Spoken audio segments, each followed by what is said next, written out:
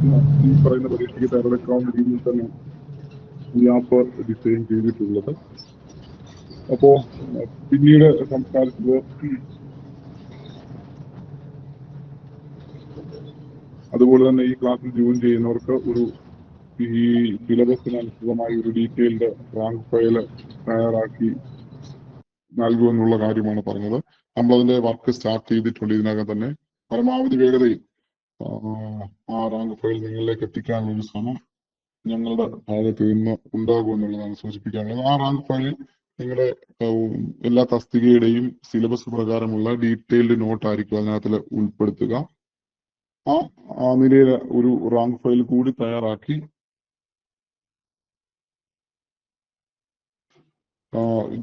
Online ക്ലാസ്സിൽ join ചെയ്യുന്ന, അതായത് മൊബൈൽ ആപ്ലിക്കേഷൻ യൂസ് ചെയ്ത് ക്ലാസ്സുകളിൽ ജോയിൻ ചെയ്യുന്ന ഉദ്യോഗസ്ഥർക്ക് അയച്ചുകൂടി തരാനാണ് തീരുമാനിച്ചിട്ടുള്ളത്. നമ്മുടെ ആപ്പിൽ ഞാൻ സൂചിപ്പിച്ചതുപോലെ ആപ്പിനകത്തിൽ കിട്ടുക വീഡിയോ ക്ലാസ്, ലൈവ് വീഡിയോ ക്ലാസ്സിന്റെ റെക്കോർഡഡ് ക്ലാസ്, ഓരോ വീഡിയോ ക്ലാസ്സിന്റെയും സ്റ്റഡി മെറ്റീരിയൽസ്, ഓരോ വീഡിയോ ക്ലാസ്സിന്റെയും ആ ഭാഗത്തു നിന്നുള്ള മോഡൽ ക്വസ്റ്റ്യൻസ്, ഇത്രയുണ്ട്.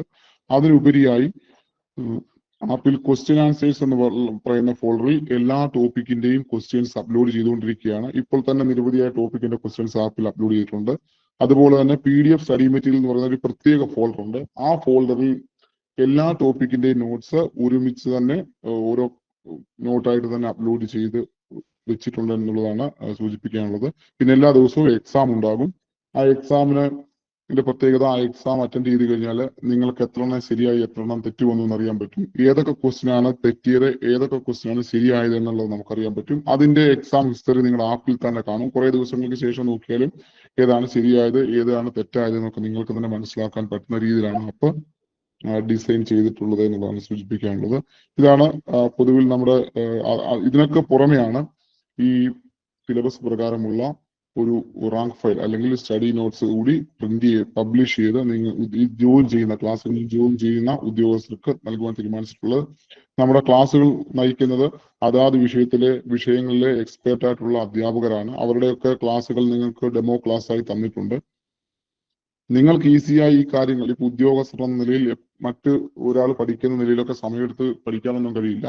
ഈ ക്ലാസ്സുകളിൽ പങ്കെടുക്കുകയും ഈ ആപ്പിലെ നോട്ട്സ് വായിക്കുകയും അതേപോലെ തന്നെ ഈ ആപ്പിൽ തരുന്ന ക്വസ്റ്റ്യൻസ് പ്രാക്ടീസ് ചെയ്യുകയും ആപ്പിലെ എക്സാം അറ്റൻഡ് ചെയ്യുകയും ചെയ്താൽ തന്നെ വേറൊരു എഫേർട്ട് കൊടുക്കാതെ നിങ്ങൾക്ക് ഈ എക്സാം ക്വാളിഫൈ ചെയ്യാൻ കഴിയുമെന്നുള്ളതാണ്. ആ കാര്യത്തിൽ ഉറപ്പാണ്. ഈ IBPS-ന്റെ മെത്തേഡിൽ എക്സാം അറ്റൻഡ് ചെയ്യാനുള്ള സംവിധാനം അടക്കം നമ്മൾ ആപ്പിൽ ക്രമീകരിച്ചിട്ടുണ്ട്. നിങ്ങൾക്ക് ഇപ്പൊ സ്ക്രീനിൽ കാണാം ഒരു ക്വസ്റ്റ്യൻ, അതിന് 4 ഓപ്ഷൻ, അതിന് ഏതാണോ നിങ്ങൾക്ക് ശരി എന്നുള്ളത് അറ്റൻഡ് ചെയ്യാവുന്ന രീതിയിൽ തന്നെയാണ് ആപ്പിൽ ക്വസ്റ്റ്യൻസ് ഒക്കെ ഡിസൈൻ ചെയ്തിട്ടുള്ളത്. ഇതാണ് പൊതുവിൽ ആപ്പിനെ പറ്റി സൂചിപ്പിക്കാനുള്ളത്. അതിന്റെ വിശദമായ പ്രസന്റേഷൻ ഇന്നലെയും കാണിച്ചതാണ്. ഇതിന്റെ പൊതുവായിട്ടുള്ള പ്രസന്റേഷൻ ഒന്നുകൂടി എല്ലാവർക്കും ലിങ്ക് അയച്ചു തരാം. നിങ്ങൾക്ക് താല്പര്യമുള്ളവർക്കൊക്കെ ക്ലാസ്സുകളിൽ ജോയിൻ ചെയ്യാം. ഇപ്പോൾ 2 ദിവസമായി ആപ്പ് ഉപയോഗിച്ചുകൊണ്ടുള്ള ക്ലാസ്സുകൾ ആരംഭിച്ചിട്ടുണ്ട്.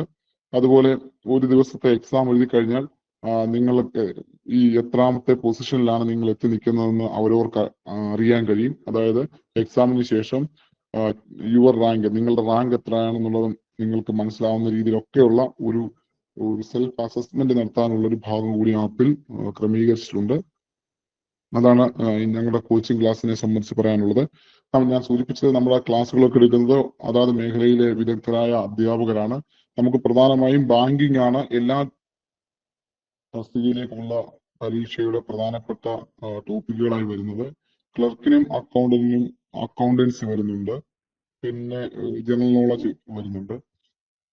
മാനേജറെ DGMA പോലെ തസ്തികയ്ക്ക് ഈ കോപ്പറേറ്റീവ് ലോയും കോർപ്പറേഷനും വരുന്നുണ്ട്. ബാക്കി എല്ലാ പോസ്റ്റിനും കോപ്പറേറ്റീവ് ലോ കോമൺ ആയി വരുന്നുണ്ട്. പ്രധാനമായും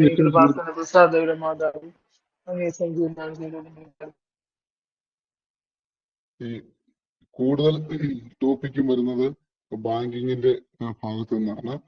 അത് മനസ്സിലാക്കിക്കോളും. നമ്മളെ ക്ലാസ്സുകൾ പ്ലാൻ ചെയ്തിട്ടുള്ളത് ടോപ്പിക് ക്ലാസ്സും അതുപോലെ ക്വസ്റ്റ്യൻ ഡിസ്കഷൻ ക്ലാസ്സും ലഭിക്കുന്ന രീതിയിലാണ്. ടോപ്പിക്ക് മാത്രം പറയുകയില്ല, അതോടൊപ്പം ക്വസ്റ്റ്യൻ ഡിസ്കഷനും ഉണ്ടാകും. ഓരോ ടോപ്പിക്കിന്റെയും ക്വസ്റ്റ്യൻ കൂടി ക്ലാസ്സിൽ പറഞ്ഞ് അതിന്റെ ആൻസർ വരുന്ന നിലയിലൊക്കെ നിങ്ങൾക്ക് ലഭ്യമാകും എന്നുള്ളതാണ് സൂചിപ്പിക്കാനുള്ളത്. ഒരാൾ മെസ്സേജ് ഇട്ട് PDF കിട്ടുന്നില്ലെന്ന്. PDF ആപ്പിലാണുള്ളത്. നമ്മുടെ ഗാലറിയിൽ വ്യൂ ചെയ്യുന്നത് പോലെ തന്നെ നമ്മുടെ ആപ്പിൽ PDF സ്റ്റഡി മെറ്റീരിയൽസിനകത്ത് കൊണ്ട് ഓരോ വീഡിയോയ്ക്കും ഇപ്പോൾ സ്ക്രീനിൽ കാണാം എങ്ങനെയാണ് PDF സ്റ്റഡി മെറ്റീരിയൽ എടുക്കുന്നത് എന്നുള്ളത്. സ്ക്രീനിൽ നോക്കിയാൽ മതി. ആ സ്റ്റഡി മെറ്റീരിയൽ ഓപ്പൺ ചെയ്യുമ്പോൾ നിങ്ങൾക്ക് ആപ്പിൽ തന്നെ PDF സ്റ്റഡി മെറ്റീരിയൽസ് ലഭിക്കുന്ന രീതിയിലാണ് അത് അറേഞ്ച് ചെയ്തിട്ടുള്ളത് എന്നുള്ളതാണ് സൂചിപ്പിക്കാൻ വേണ്ടിയിട്ടുള്ളത്. അത് പ്രസന്റ് ചെയ്തിപ്പോൾ കാണിക്കും. ഓക്കെ, ഇത്രയും കാര്യങ്ങളാണ് ചുരുക്കി പറയാനുള്ളത്. ക്ലാസ്സുകൾ നമ്മൾ ആരംഭിച്ചിട്ടുണ്ട്. അപ്പോൾ ഈ ബാങ്ക് ഉദ്യോഗസ്ഥരെ സംബന്ധിച്ച് മാർച്ച് എന്നുള്ളത് ഒരു പ്രധാനപ്പെട്ട മാസമാണ്. അപ്പോൾ തിരക്കുകൾ കൂടുതലാണ്. ഈ അടുത്ത ദിവസങ്ങളിൽ ഒരു മാർച്ച് 30 വരെയുള്ള ദിവസങ്ങളിൽ ക്ലാസിന്റെ എണ്ണം കുറച്ചുകൊണ്ട് ഏപ്രിൽ മുതൽ എല്ലാ ദിവസവും ക്ലാസ്സുകൾ തരുന്ന രീതിയിലേക്ക് ഒരു ക്രമീകരണം കൂടി വരുത്താൻ. കാരണം നിങ്ങൾക്ക് എല്ലാ ദിവസവും 9 മണിക്ക് ഒരുപക്ഷെ കയറാൻ ലൈവിൽ കയറാൻ കഴിയാത്ത ഒരു പ്രശ്നമൊക്കെ വന്നേക്കാം മാർച്ച് അവസാനമായതുകൊണ്ട്. അതുകൂടി നമുക്ക് പരിശോധിച്ച് ക്ലാസ് ക്രമീകരിക്കാൻ നാളെ മുതലുള്ള ഒന്നാണ് സൂചിപ്പിക്കാൻ വേണ്ടിയുള്ളത്. പിന്നെ ഇന്നലെ ഉദ്യോഗസ്ഥർ ഒരു സംശയം ചോദിച്ചതിന് വ്യക്തമായി ഞാനൊരു മറുപടി പറഞ്ഞിരുന്നില്ല. അത് മറ്റൊന്നും കൊണ്ടല്ല, ഞാൻ നിങ്ങളുടെ പ്രൊമോഷൻ ഓർഡർ ഒന്നും കണ്ടിരുന്നില്ല ഇതിനു മുമ്പുള്ളത്. നിങ്ങളുടെ ഈ എല്ലാ വിഭാഗത്തിലെ പ്രൊമോഷൻ ടെസ്റ്റുമായി ബന്ധപ്പെട്ട് നിങ്ങൾക്ക് ഒരു ലിസ്റ്റ് പബ്ലിഷ് ചെയ്തിട്ടുണ്ട് കേരള ബാങ്ക്. ആ ഉദ്യോഗസ്ഥർ നിർബന്ധമായും പരീക്ഷ എഴുതണമെന്ന് കേരള ബാങ്ക് പറഞ്ഞിരുന്നു. അപ്പോ അതുമായി ബന്ധപ്പെട്ട് ഈ പറയുന്ന വിവിധ തസ്തികകളിലേക്കുള്ള കണ്ടീഷണൽ പ്രൊമോഷന്റെ ആ ലിസ്റ്റിന് ശേഷമുള്ള വ്യവസ്ഥകൾ നമ്മൾ പരിശോധിക്കുമ്പോൾ എല്ലാ തസ്തികയിലേക്കും നിങ്ങൾക്ക് തന്നിട്ടുള്ള പ്രൊമോഷൻ ഓർഡർ പ്രകാരമാണെങ്കിൽ എല്ലാ തസ്തികയിലേക്കും കണ്ടീഷണൽ, അതായത് ഉദ്യോഗക്കയറ്റത്തിലുള്ള ഇളവ് നേടിയിട്ടുള്ള ഉദ്യോഗസ്ഥർ അതാത് തസ്തികയിലെ പ്രൊമോഷൻ ടെസ്റ്റ് എഴുതിയേ പറ്റൂ. കാരണം നിങ്ങൾക്ക് തന്നിട്ടുള്ള പ്രൊമോഷൻ ഉത്തരവിന്റെ ആ ലിസ്റ്റ് കഴിയുമ്പോൾ 1 മുതൽ ഏതാണ്ട് 17 വരെയുള്ള നിബന്ധനകൾ വെച്ചിട്ടുണ്ട്. ആ നിബന്ധനകൾ വായിക്കുമ്പോൾ വളരെ വ്യക്തമായി പറയുന്നുണ്ട് ഈ പ്രൊമോഷനുകളെല്ലാം, അതായത് താൽക്കാലിക പ്രൊമോഷൻ അല്ലെങ്കിൽ ഉദ്യോഗക്കയറ്റത്തിനുള്ള ഇളവ് നൽകിയ ശേഷം നടത്തിയ പ്രൊമോഷനുകളെല്ലാം പ്രൊവിഷണൽ ആണ്, താൽക്കാലികമാണ്. അത് അപ്രൂവൽ ആകുന്നത് ഈ കേരള ബാങ്ക് ഗവൺമെന്റിലേക്ക് ഒരു പ്രൊപ്പോസൽ കൊടുത്തിട്ടുണ്ട്. ആ പ്രൊപ്പോസൽ എന്തിനു വേണ്ടിയാണെന്ന് ചോദിച്ചാൽ exemption period of qualifying examination. ഈ ക്വാളിഫയിങ് എക്സാമിനേഷന്റെ നേടിയെടുക്കുന്നതിന്റെ കാലാവധിയിൽ എക്സംഷൻ ചോദിച്ചുകൊണ്ടാണ്. കേരള ബാങ്ക് ക്വാളിഫയിങ് എക്സാമിനേഷനിൽ നിന്ന് എക്സംപ്റ്റ് ചെയ്യണമെന്നല്ല അപേക്ഷിച്ചിട്ടുള്ളത്. ശ്രദ്ധിക്കുക, നിങ്ങൾക്ക് കണ്ടീഷണൽ പ്രൊമോഷൻ വന്നപ്പോൾ കേരള ബാങ്ക് ഗവൺമെന്റിനോട് അപേക്ഷിച്ചിട്ടുള്ളത്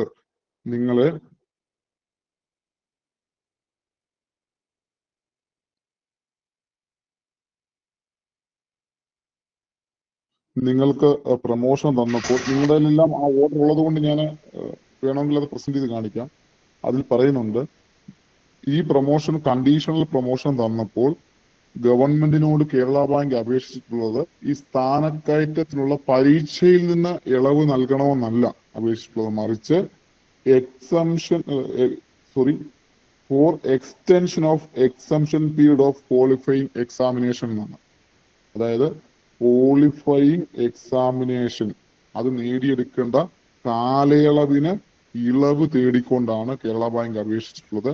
അതുകൊണ്ട് തന്നെ എല്ലാവരും ഇപ്പോ ചില ഉദ്യോഗസ്ഥരൊക്കെ പറഞ്ഞ നേരത്തെ ചില ടെസ്റ്റുകളൊക്കെ പാസ്സായ കാര്യം പറഞ്ഞു. അതൊന്നും ഒരുപക്ഷെ ഇവിടെ പരിഗണിക്കാൻ യാതൊരു സാധ്യതയുമില്ല. കാരണം കേരള ബാങ്ക് തന്നെ സർക്കാരിലേക്ക് ഈ അതാത് പ്രൊമോഷൻ സമയത്ത് ഒരു എക്സംഷൻ കൊടുത്തിട്ടുണ്ട് എന്നുള്ളതാണ് പ്രധാനമായി പറയാനുള്ളത്.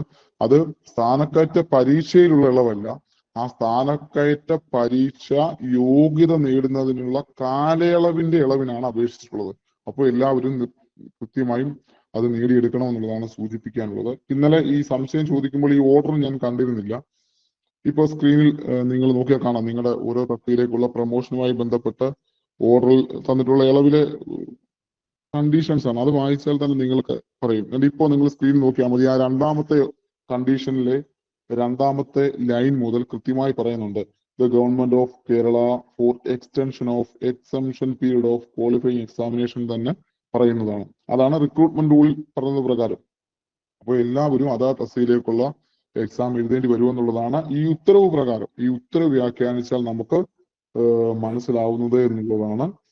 അതുപോലെ മൂന്നാമത്തേതിൽ പറയുന്നുണ്ട് the promotions will be absolute only on approval of എന്ന് പറയുന്നുണ്ട്. അതായത് ഇത് ഈ പ്രൊമോഷൻ ആബ്സല്യൂട്ട് ആവുന്നത് സ്ഥിരീകരിക്കപ്പെടുന്നത് ഈ പറയുന്ന ഈ പ്രപ്പോസൽ കൊടുത്ത ഗവൺമെന്റിലേക്ക് കൊടുത്ത പ്രപ്പോസലിന്റെ അടിസ്ഥാനത്തിലുള്ള കാര്യങ്ങൾക്ക് ശേഷമാകുമെന്നും കൃത്യമായി പറയുന്നുണ്ട്. അത് മനസ്സിലാക്കണം. പിന്നെ ഞാൻ ഉദ്യോഗസ്ഥരോട് അന്വേഷിച്ചപ്പോൾ അറിയാൻ കഴിഞ്ഞത് നിങ്ങളൊക്കെ പോസ്റ്റിൽ ജോയിൻ ചെയ്തപ്പോൾ പല ആളുകളിൽ നിന്നും ഒരു അണ്ടർടേക്കിംഗ് ബാങ്ക് എഴുതി വാങ്ങിച്ചിട്ടുണ്ടെന്നാണ് പറയുന്നത്. നിങ്ങൾ ആദ്യ ചാൻസിൽ തന്നെ ഇത് പാസ്സായിക്കോളാം, അങ്ങനെ ഒരു അണ്ടർടേക്കിംഗ് കൊടുത്തിട്ടുണ്ടോ ഇല്ലെന്നുള്ളത് നിങ്ങൾക്ക് തന്നെ പറയാവുന്നതാണ്. ഞാൻ മനസ്സിലാക്കിയതാണ്, എന്നോട് ഉദ്യോഗസ്ഥർ സംസാരിച്ച കാര്യമാണ്. അങ്ങനെ അണ്ടർടേക്കിംഗ് കൊടുത്തിട്ടുണ്ടെന്ന് കൂടിയാണ് പറയുന്നത്. അങ്ങനെ കൊടുത്തിട്ടുണ്ടെങ്കിൽ അത് നിങ്ങളിൽ തന്നെ സമ്മതപത്രം അവർ എഴുതി വാങ്ങിച്ചിരിക്കുകയാണെന്നുള്ള കാര്യം കൂടി നിങ്ങൾ ഓർക്കണം. അതുകൊണ്ട് നിർബന്ധമായും ഈ പറയുന്ന കേരള ബാങ്ക് പുറപ്പെടുവിച്ചിട്ടുള്ള ലിസ്റ്റിലുള്ള ആളുകൾ ആ തസ്തികയിൽ ഇനി തുടർന്ന് പോകണമെങ്കിൽ, ഈ ക്വാളിഫയിങ് എക്സാം നടന്നതിന് ശേഷം അത് തുടർന്ന് പോകണമെങ്കിൽ അത് പാസ്സാകണം. ആ ഗൗരവത്തിൽ തന്നെ അത് പോകണം. ഇത് ഞാൻ പ്രധാനമായും പറയാനുള്ള കാരണം, ഇന്നലെ എന്നോട് ചോദിക്കുമ്പോൾ ഈ ഓർഡർ ഞാൻ കണ്ടിരുന്നില്ല.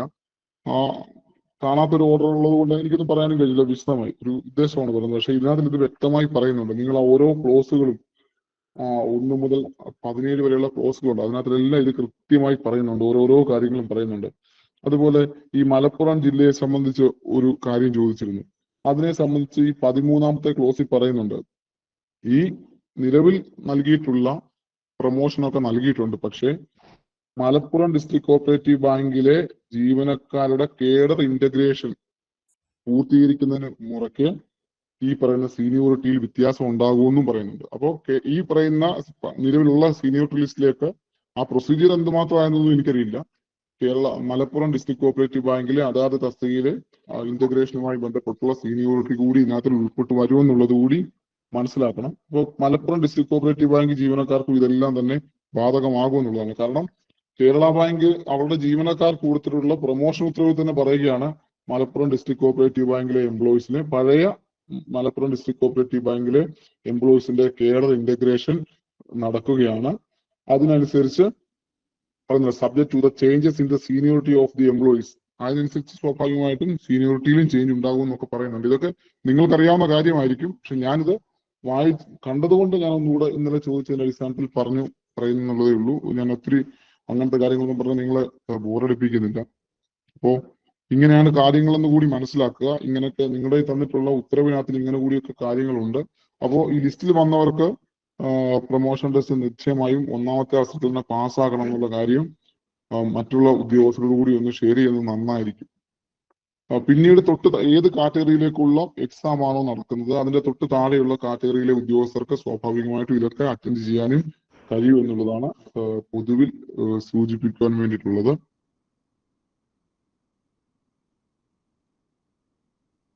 ആ കാര്യങ്ങളാണ് പൊതുവിൽ സൂചിപ്പിക്കാനുള്ളത്. ഇന്നലെ ചോദിച്ചതിൽ റിപ്ലൈ ചെയ്യാൻ വ്യക്തമായി പറയാൻ പറ്റാതിരുന്ന ഒരു കാര്യം ഇതാണ്. അതുകൂടി വ്യക്തമായി പറയുകയാണ്. ഈ മലപ്പുറം DCBയിലെ ആളുകൾക്കും ഇതെല്ലാം ബാധകമോ, പഴയ മലപ്പുറം DCBയിലെ ആളുകൾക്കും മലപ്പുറം DCBയിലെ ആളുകൾക്ക് ഇതൊക്കെ ബാധകമാണെന്നാണ് ഈ ഉത്തരവ് നോക്കുമ്പോൾ നമുക്ക് മനസ്സിലാവുന്നത്. കൂടുതൽ കാര്യങ്ങൾ ഇന്നലെ ഞാൻ സൂചിപ്പിച്ചതുപോലെ കേരള ബാങ്കിന്റെ HR കൂടി അന്വേഷിക്കുക. നമ്മുടെ ഈ ഉത്തരവുകളൊക്കെ ഉള്ളൂ. അതനുസരിച്ചാണ് ഞാൻ ഇതൊക്കെ നിങ്ങളോട് പങ്കുവെക്കുന്നത്. അപ്പോ ഞാൻ പറഞ്ഞ കാര്യങ്ങളൊക്കെ വ്യക്തമായി കാണുമെന്ന് കരുതുകയാണ്.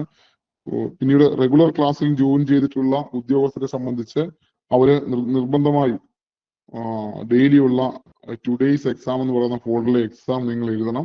അതിനകത്തിൽ എത്ര ശരി തെറ്റ് വരുന്നു എന്നുള്ളതൊന്നും ആദ്യം ഘട്ടത്തിൽ ആശങ്കപ്പെടേണ്ടതില്ല. നിങ്ങളെല്ലാവരും ട്രാക്കിലേക്ക്, ഈ പഠനത്തിന്റെ ഒരു ട്രാക്കിലേക്ക് വരിക എന്നുള്ളതാണ് പ്രധാനപ്പെട്ടത്. അങ്ങനെ ശീലിക്കും, ആ ട്രാക്കിലേക്ക് എത്തുക മാത്രമാണ് നിങ്ങൾ ചെയ്യേണ്ടത്. ബാക്കി കാര്യങ്ങളൊക്കെ ഞങ്ങൾ നോക്കിക്കോളാം. നിങ്ങൾ ആ എക്സാം കൂടെ എഴുതി ശീലിച്ചു കഴിയുമ്പോഴത്തേക്കും നിങ്ങൾ നിങ്ങളുടെ ക്വാളിഫയിങ് എക്സാം എന്ന് പറഞ്ഞാൽ നിങ്ങൾ ഈസിയായി അത് ക്വാളിഫൈ ചെയ്യുന്ന രീതിയിലേക്ക് ഞങ്ങൾ ആ ശീലമാക്കി എടുത്തോളാം. പക്ഷെ അതിനൊക്കെ ബഹുമാനപ്പെട്ട ഉദ്യോഗസ്ഥരുടെ സഹകരണം കൂടി വേണം. നിങ്ങൾ ഒരു ടുഡേയ്സ് എക്സാം ഇടുമ്പോൾ ഞാനിത് എഴുതി കഴിഞ്ഞാൽ എന്റെ മാർക്ക് അങ്ങ് കുറഞ്ഞു പോവുകയോ സഹപ്രവർത്തകർ കാണുമ്പോൾ ഇനി മോശമാകുമോ എന്നൊക്കെ വിചാരിക്കും. അവരവരുടെ സ്കോർ മറ്റൊരാളും കാണില്ല. അവനവന്റെ സ്കോറും അവനവന്റെ റാങ്കും മാത്രമാണ് ആപ്പിൽ കാണാൻ കഴിയുക. മറ്റുള്ള ഒരാളുടെയും കാണാൻ കഴിയില്ല. അപ്പോൾ നിങ്ങളൊരു ക്വസ്റ്റ്യൻ പ്രാക്ടീസ് ചെയ്ത് കഴിഞ്ഞാൽ 2 ദിവസം കഴിഞ്ഞ് ഒന്നുകൂടെ ചെക്ക് ചെയ്യണമെങ്കിൽ ആ എക്സാം എഴുതി തന്നെ പോകണമെന്നുള്ളതാണ് ക്ലാസ്സിൽ ജോയിൻ ചെയ്ത ആളുകളോട് പറയാനുള്ളത്. ഈ കാര്യത്തിൽ നമ്മളൊരു മടിയൊന്നും വിചാരിക്കേണ്ട കാര്യമില്ല. നമ്മുടെ തൊഴിൽ തരുന്ന സ്ഥാപനം കൊണ്ടുവരുന്ന നിയമങ്ങളാണ്. ആ സ്ഥാപനം ഉണ്ടാക്കിയ നിയമങ്ങളുടെ അടിസ്ഥാനത്തിലാണ് നമ്മൾ ജോലി ചെയ്യുന്നത്, നമ്മൾ ശമ്പളം വാങ്ങുന്നതെല്ലാം. അപ്പൊ അവർ പുതുതായി കൊണ്ടുവന്ന ഒരു സംവിധാനത്തെ നമ്മൾ പോസിറ്റീവായി സമീപിക്കുക എന്നുള്ളതാണ് ഏറ്റവും പ്രധാനപ്പെട്ടത്. അതിനുവേണ്ടി കൂടിയാണ് പറയുന്നത് ഈ ഡെയിലി ഉള്ള എക്സാം കൃത്യമായി എഴുതണം. നമ്മൾ അധ്യാപകർ തന്നെ തയ്യാറാക്കുന്നതാണ്. ഞാൻ സൂചിപ്പിച്ചു, ഇവരൊക്കെ ആ മേഖലയിലെ വളരെ വിദഗ്ധരായിട്ടുള്ള ആളുകളാണ്. അവർ തയ്യാറാക്കി തരുന്ന ക്വസ്റ്റ്യൻ അത്രയ്ക്ക് പ്രാധാന്യമുണ്ട്. ആ എക്സാം കൂടി എല്ലാവരും അറ്റൻഡ് ചെയ്യണമെന്നാണ് സൂചിപ്പിക്കാനുള്ളത്. അപ്പൊ എല്ലാവർക്കും പറഞ്ഞ കാര്യങ്ങളിൽ വ്യക്തത ഉണ്ടായി കാണുമെന്ന് വിചാരിക്കുകയാണ്.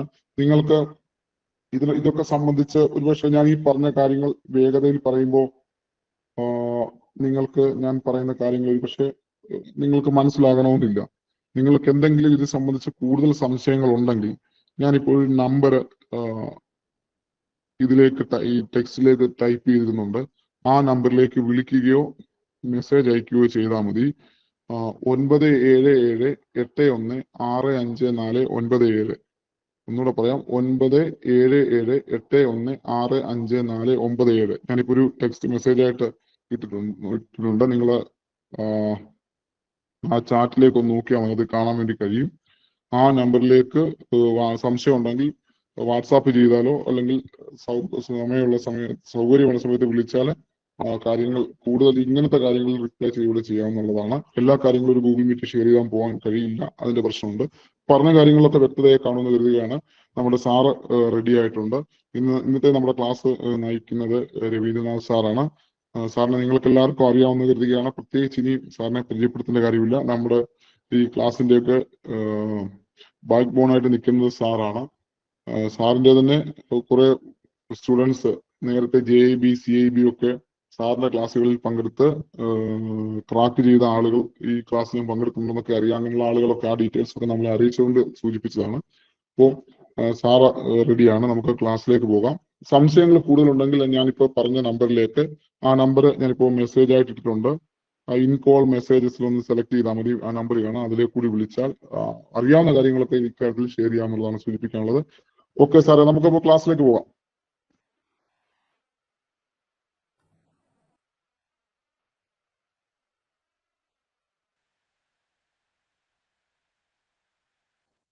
ഒരു സെക്കൻഡ് സാർ, നമ്മുടെ ഇന്നത്തെ ക്ലാസ്സിന്റെ പ്രത്യേകത അഡ്മിനാണ് കൺട്രോൾ ചെയ്യുന്നത്. സാറ് കാര്യങ്ങൾ പഠിപ്പിക്കും. നിങ്ങൾക്ക് എന്തെങ്കിലും സംശയം ഉണ്ടെങ്കിൽ അത് നോട്ട് ചെയ്ത് വെക്കുക. സാറ് സംശയം ചോദിക്കാനുള്ള അവസരം തരും. അന്നേരം മാത്രമേ നിങ്ങൾക്ക് മൈക്ക് ഓൺ ചെയ്ത് സംസാരിക്കാൻ കഴിയത്തുള്ളൂ. നേരത്തെയുള്ള ഡെമോ ക്ലാസ്സും ഒക്കെ കണ്ടതുപോലെ കഴിയില്ല. ഇത് റെഗുലർ ക്ലാസ് കൂടിയാണ്, അതുകൊണ്ടാണ് പറയുന്നത്. ഓക്കെ സാറേ. Good evening dear banker friends. നമ്മൾ regular class topic wise start ചെയ്യുകയാണ്. മുമ്പത്തെ ക്ലാസ്സിലൊക്കെ നമ്മൾ ഇന്ററാക്റ്റീവ് ആയിരുന്നു. എന്തെങ്കിലും സംശയം ഉണ്ടെങ്കിൽ അപ്പോൾ തന്നെ ചോദിക്കാം, അപ്പോൾ തന്നെ അതിന്റെ ആൻസർ പറയും. അങ്ങനെയായിരുന്നു നമ്മൾ ചെയ്തിരുന്നത്. അതൊരു മാറ്റമായിട്ടാണ് ഇനിയുള്ള ക്ലാസ്സുകളിൽ പോകുന്നത്.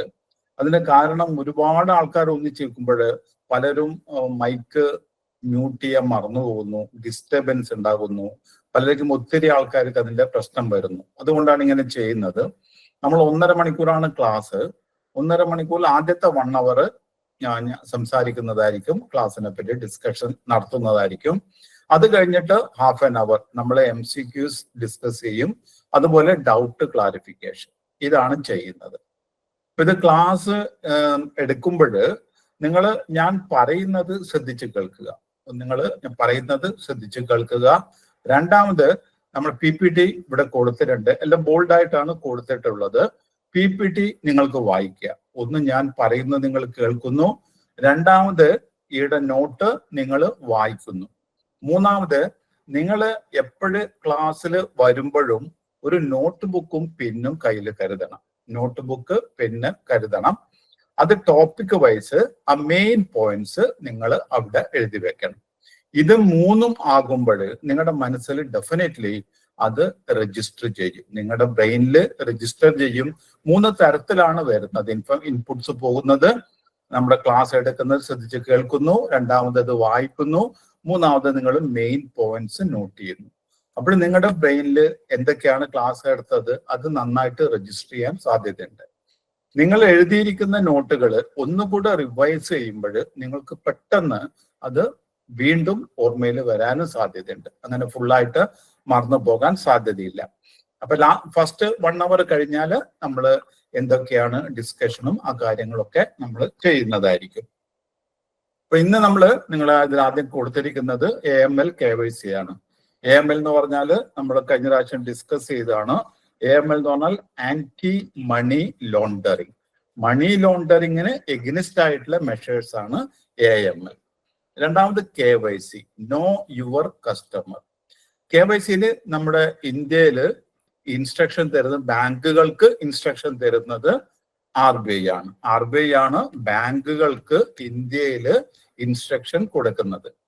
ഫൈനാൻഷ്യൽ സെക്ടറിൽ RBI മാത്രമല്ല റെഗുലേറ്റർ. 4 റെഗുലേറ്റർ ആണ് ഫൈനാൻഷ്യൽ സെക്ടറിൽ ഉള്ളത്. ഒന്ന് RBI ഉണ്ട്. RBI എല്ലാ ബാങ്കുകളെയും NBFC-കളെയും ഒക്കെ നിയന്ത്രിക്കുന്നത് RBI ആണ്. അതുപോലെ തന്നെ വേറൊരു റെഗുലേറ്റർ ആണ് SEBI, securities and exchange board of India. അവര് സ്റ്റോക്ക് മാർക്കറ്റുമായിട്ട് റിഗാർഡിങ് കാര്യങ്ങളൊക്കെയാണ് SEBI നോക്കുന്നത്. ഇപ്പൊ സ്റ്റോക്ക് മാർക്കറ്റും ആയിട്ടൊക്കെ റിലേറ്റ് ചെയ്ത് എല്ലാ കാര്യങ്ങൾക്കും ഇൻസ്ട്രക്ഷൻ, KYC ഇൻസ്ട്രക്ഷൻ കൊടുക്കുന്നത് SEBI ആണ്. അതുമാത്രമല്ല, ഒരു ബാങ്കിന്, സപ്പോസ് ഒരു ബാങ്കിന് ഒരു ഗിഫ്റ്റ് സ്റ്റോക്ക് മാർക്കറ്റുമായിട്ട് ബന്ധപ്പെട്ട ഒരു കമ്പനി ഉണ്ടെന്ന് വിചാരിക്കാം. അപ്പൊ SBIക്ക് ഒരുവിധ ബാങ്കുകൾക്കെല്ലാം ഉണ്ട്. അവര് പ്രൈമറി ഡീലറായിട്ട് വർക്ക് ചെയ്യുന്നുണ്ട്. അതുപോലെ തന്നെ മ്യൂച്വൽ ഫണ്ട്, ഒരുവിധ എല്ലാ ബാങ്കിനും മ്യൂച്വൽ ഫണ്ട് ഉണ്ട്. അപ്പൊ ബാങ്കിനെ റെഗുലേറ്റ് ചെയ്യുന്നത് RBI ആണെങ്കിലും ആ കമ്പനിയുടെ ആ ബാങ്കിന്റെ മ്യൂച്വൽ ഫണ്ടും അതുപോലെയുള്ള സബ്സിഡറി കമ്പനീനെ റെഗുലേറ്റ് ചെയ്യുന്നത് SEBI ആണ്. അപ്പൊ അവര് അതിന്റെ ഇൻസ്ട്രക്ഷൻ കൊടുക്കുന്നുണ്ട്. അതുപോലെ ഇൻഷുറൻസ് കമ്പനി ഉണ്ട്. ഇൻഷുറൻസ് കമ്പനിയെ റെഗുലേറ്റ് ചെയ്യുന്നത് IRDA ആണ്. Insurance regulatory and development authority of India, IRDA ആണ് ഇൻഷുറൻസ് കമ്പനീനെ റെഗുലേറ്റ് ചെയ്യുന്നത്.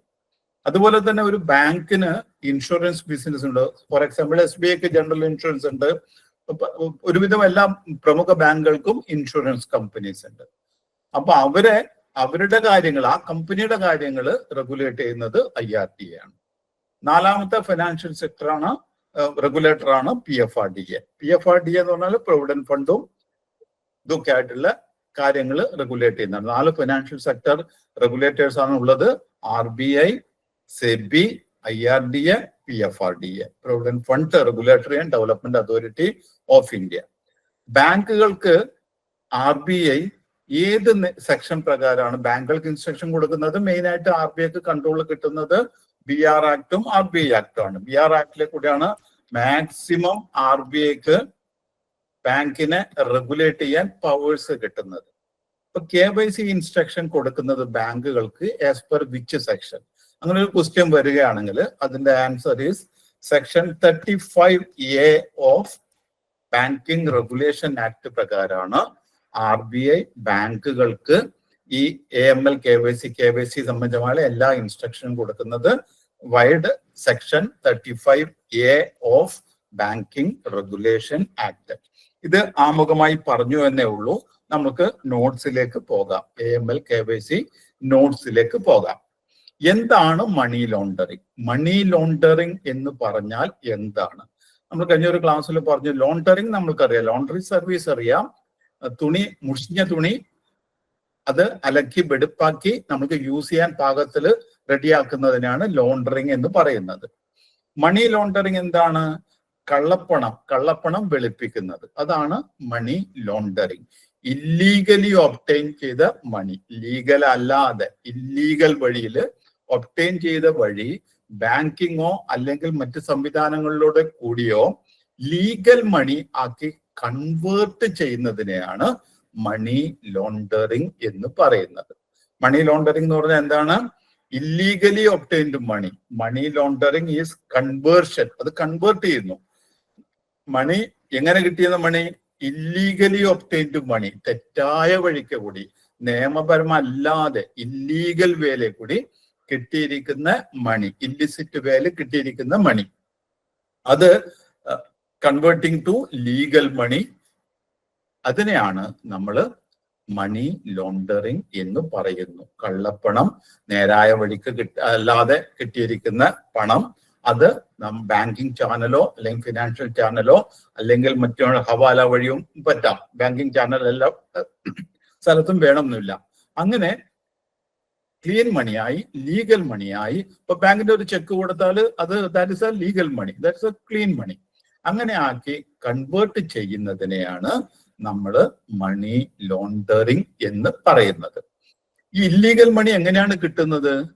അൺഅക്കൗണ്ടഡ് മണി, ഇല്ലീഗൽ മണി എങ്ങനെയാണ് കിട്ടുന്നത്? അത് definitely through A predicate crime. Predicate പറഞ്ഞാൽ അതിന് മുമ്പേ വന്നിരിക്കുന്ന ഒരു ക്രൈം.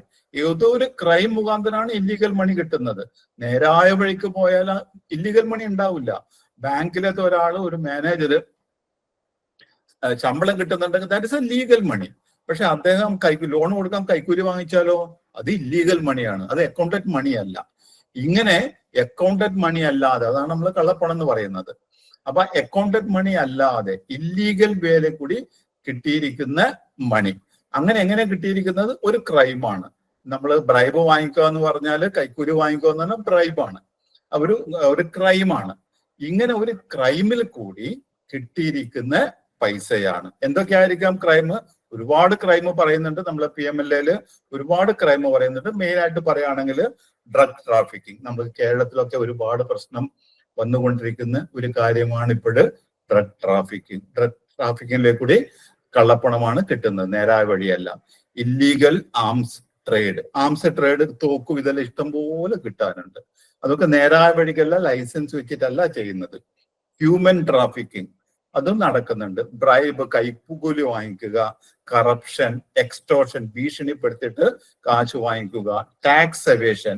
ടാക്സ് കൊടുക്കേണ്ടത് 10 കോടിയാണ് ടാക്സ് കൊടുക്കേണ്ടത്, പക്ഷെ അത് കള്ളക്കണക്ക് കാണിച്ചിട്ട് 1 കോടി കൊടുക്കുന്നു. അപ്പൊ ബാക്കി 9 കോടി എന്ത് ചെയ്യും? അത് കണക്കിൽ വന്നിട്ടില്ല. 1 കോടി കണക്കിൽ വന്നിട്ടുണ്ട് കൃത്യമായിട്ട്, പക്ഷെ ബാക്കി 9 കോടി കണക്കിൽ വന്നില്ല. അപ്പൊ അത് കള്ളപ്പണമാണ്. ഇങ്ങനെ ഒരു പ്രെഡിക്കേറ്റ് ക്രൈം മുഖാന്തരം കിട്ടിയിരിക്കുന്ന കള്ളപ്പണം ബാങ്കിങ് ചാനലോ മറ്റ് ചാനലോ ഉപയോഗിച്ചിട്ട് ലീഗൽ മണിയാക്കി മാറ്റുന്നതിനെ നമ്മൾ എന്ത് പറയുന്നു? Money laundering. ഈ മണി ലോണ്ടറിങ് പൊതുവായിട്ട് യൂസ് ചെയ്യുന്നത് ബാങ്കിങ് ഓർ ഫൈനാൻഷ്യൽ ചാനൽസ് ആണ്. അതാണ് മെയിൻ ആയിട്ട് യൂസ് ചെയ്യുന്നത്, ബാങ്കിങ് ആൻഡ് ഫൈനാൻഷ്യൽ ചാനൽസ്. അതുകൊണ്ട് നമ്മൾ ബാങ്കിൽ വർക്ക് ചെയ്യുന്ന ആൾക്കാര് ഒരിക്കലും കള്ളപ്പണം നമ്മുടെ ബാങ്കിലേക്കൂടെ റൂട്ട് ചെയ്യാൻ വേണ്ടിയിട്ട് അനുവദിക്കരുത്. ഇങ്ങനെ അനുവദിച്ച ഒരുപാട് പ്രശ്നങ്ങളുണ്ട്. ലീഗൽ പ്രശ്നങ്ങളുണ്ട്, ഫൈനാൻഷ്യൽ പ്രശ്നങ്ങളുണ്ട്, സോഷ്യൽ പ്രോബ്ലംസ് ഉണ്ട്, ഒരുപാട് പ്രശ്നങ്ങളുണ്ട്. നമ്മുടെ ബാങ്കിലെ കൂടി കള്ളപ്പണം ഒരിക്കലും ലീഗൽ മണിയാക്കി മാറ്റാൻ നമ്മൾ അനുവദിക്കരുത്. The dirty money, illegal money is put through a cycle of transactions. ഇവരെന്താ ചെയ്യുക? നേരത് മാറ്റുകയല്ല, ഒരു ലീഗൽ മണി ആക്കി മാറ്റുകയല്ല ചെയ്യുന്നത്. അതൊരു സോ മെനി ഇതൊക്കെയാണ് സ്റ്റേജിൽ നമുക്ക് ഡിസ്കസ് ചെയ്യാം. അതിലേക്കൂടെ മാറ്റിയിട്ടാണ് അത് ലീഗൽ മണിയാക്കി മാറ്റുന്നത്. എങ്ങനെയൊക്കെയാണ് ട്രാൻസാക്ഷൻ എന്നുള്ളത് നമുക്ക് വരുന്ന സ്ലൈഡിൽ പഠിക്കാം. ആദ്യമായിട്ട് ഈ മണി ലോണ്ടറിങ് എന്ന വാക്ക് ഉപയോഗിച്ചത് എപ്പോഴാണ്? അത് ഗാർഡിയൻ എന്ന ന്യൂസ് പേപ്പർ 1972 വാട്ടർ ഗേറ്റ് സ്കാൻഡലുമായിട്ട് ബന്ധപ്പെട്ടാണ്. എന്താണ് വാട്ടർ ഗേറ്റ് സ്കാൻഡല്? റിച്ചാർഡ് നിക്സൺ അമേരിക്കയുടെ പ്രസിഡന്റ് ആയിരുന്നു. അദ്ദേഹം 1968 നവംബറിലാണ് ഇവരുടെ എലക്ഷൻ നടക്കുന്നത്. പക്ഷെ അധികാരം ഏറ്റെടുക്കുന്നത് അടുത്ത കൊല്ലം ഏറ്റെടുക്കുള്ളൂ. 1968 എലക്ഷനിൽ ജയിച്ചു. 1969 റിച്ചാർഡ് നിക്സൺ റിപ്പബ്ലിക്കൻ സ്ഥാനാർത്ഥിയായിരുന്നത്. അമേരിക്കയിൽ 2 മെയിൻ ആയിട്ടുള്ള പാർട്ടിയാണ് ഉള്ളത്, റിപ്പബ്ലിക്കൻസ് ആൻഡ് ഡെമോക്രാറ്റ്സ്. നമ്മുടെ കഴിഞ്ഞ ബൈഡൻ ഡെമോക്രാറ്റ് ആയിരുന്നു, ഇപ്പോഴത്തെ പ്രസിഡന്റ് ട്രംപ് റിപ്പബ്ലിക്കൻ, 2 പാർട്ടിക്കാരാണുള്ളത്. അപ്പൊ 68 എലക്ഷനിൽ അദ്ദേഹം ജയിച്ചു. 1972 രണ്ടാമത്തെ എലക്ഷൻ അദ്ദേഹം തന്നെ നിന്നു. അപ്പൊ അതില് ഒരു CRP, committee for re election of the president, ഇദ്ദേഹത്തിനെ സഹായിക്കാൻ വേണ്ടിയിട്ട് committee for re election of the president Richard നിക്സനെ വീണ്ടും എലക്ട് ചെയ്യാൻ വേണ്ടിയിട്ട്. അപ്പൊ ഒരുപാട് ഫണ്ട്, ഇല്ലീഗൽ ഫണ്ട് അവിടുന്ന് ഇവിടുന്ന് ഒക്കെ വന്നു, ഇല്ലീഗൽ ഫണ്ടെല്ലാം വന്നു. പക്ഷെ ഈ 1972 ഒരു ഇൻസിഡന്റ് നടന്നു. എലക്ഷന് തൊട്ട് മുമ്പ് ഒരു ഇൻസിഡന്റ് നടന്നു. അതായത് ഓപ്പോസിറ്റ് പാർട്ടി, അതായത് ഡെമോക്രാറ്റ്സിന്റെ അവരുടെ വാഷിംഗ്ടണിലത്തെ മെയിൻ ഓഫീസ് ഈ വാട്ടർ ഗേറ്റ് എന്ന ഒരു ബിൽഡിങ്ങിലാണ്. വാട്ടർ ഗേറ്റ് എന്ന് പറഞ്ഞ ഒരു ബിൽഡിങ്ങിന്റെ പേരാണ്. ആ ബിൽഡിങ്ങിലായിരുന്നു ഈ ഡെമോക്രാറ്റ്സിന്റെ മെയിൻ ഓഫീസ്.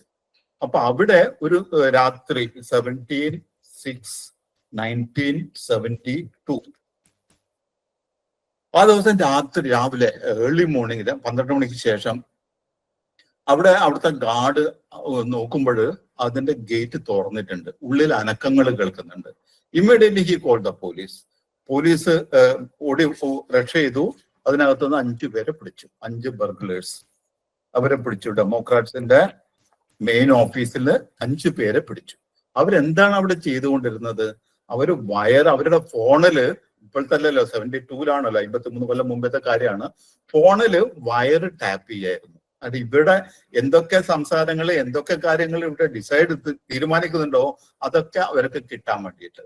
അതുപോലെ തന്നെ ഡോക്യുമെന്റ്സ്, ഇവരുടെ ഡെമോക്രാറ്റ്സിന്റെ ഡോക്യുമെന്റ്സ് ഒക്കെ അവര് എടുക്കുമായിരുന്നു. അങ്ങനെയുള്ളവരാണ് പിടിച്ചത്.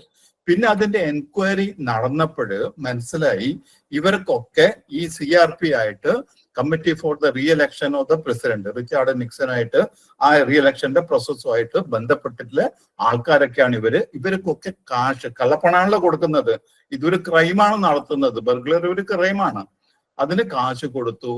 അതൊക്കെ ആ വഴിയൊക്കെ ഇങ്ങനെ കള്ളപ്പണം അതിലൊക്കെ വന്നു. അതില് സബ്സിക്വന്റ് എന്തായി, റിച്ചാർഡ് നിക്സന് ഫുൾ ഇൻവോൾവ്മെന്റ് ഉണ്ടായിരുന്നു. അദ്ദേഹത്തിന് അറിയാമായിരുന്നു. അത് അറിഞ്ഞിട്ടും ഒരുപാട് കവറപ്പ് ചെയ്തു. പിന്നെ അമേരിക്കയിൽ ആ ലീഗൽ സിസ്റ്റം കുറച്ചും കൂടി നല്ലതാണ്. അപ്പൊ അവിടെ ഇംപീച്ച്മെന്റിന്റെ അവസ്ഥ വന്നു. റിച്ചാർഡ് നിക്സനെ ഇംപീച്ച് പറഞ്ഞാൽ പൊതുവായിട്ട് അവരെ ഒഴിവാക്കുന്നതാണ്. അപ്പോഴും ഇംപീച്ച്മെന്റ് ഒഴിവാക്കാൻ വേണ്ടിയിട്ട് അദ്ദേഹം റിസൈൻ ചെയ്തു. 1974 റിസൈൻ ചെയ്തു. അപ്പൊ അതിനോടനുബന്ധിച്ചാണ് ആദ്യമായിട്ട് ഈ മണി ലോണ്ടറിങ് എന്ന വാക്ക് ഉപയോഗിച്ചത്. സബ്സിക്വന്റ്ലി അമേരിക്കയിലത്തെ കോടതികളൊക്കെ മണി ലോണ്ടറിങ് എന്ന വാക്ക് ഉപയോഗിച്ചു. സബ്സിക്വന്റ്ലി ഇന്റർനാഷണലി ഈ വേർഡ് അക്സെപ്റ്റ് ചെയ്തു, മണി ലോണ്ടറിങ്. ആദ്യം വന്നത് 1972 ഗാർഡിയൻ എന്ന പേപ്പറാണ്. വാട്ടർഗേറ്റ് സ്കാൻഡലിനോടനുബന്ധിച്ചിട്ടാണ് ഈ വാക്ക് ഉപയോഗിച്ചത്. നമ്മൾ മണി ലോണ്ടറിങ്ങില് 3 സ്റ്റേജ് ആണ് ഉള്ളത്. മണി ലോണ്ടറിങ്ങില് ഇതില് കള്ളപ്പണം വെള്ളപ്പണമായിട്ട് മാറ്റുന്ന അതാണ് മണി ലോണ്ടറിങ്. അതിൽ 3 സ്റ്റേജ് ആണുള്ളത്. ആദ്യത്തെ സ്റ്റേജിന്റെ പേര് പ്ലേസ്മെന്റ് ആണ് ആദ്യത്തെ സ്റ്റേജ്.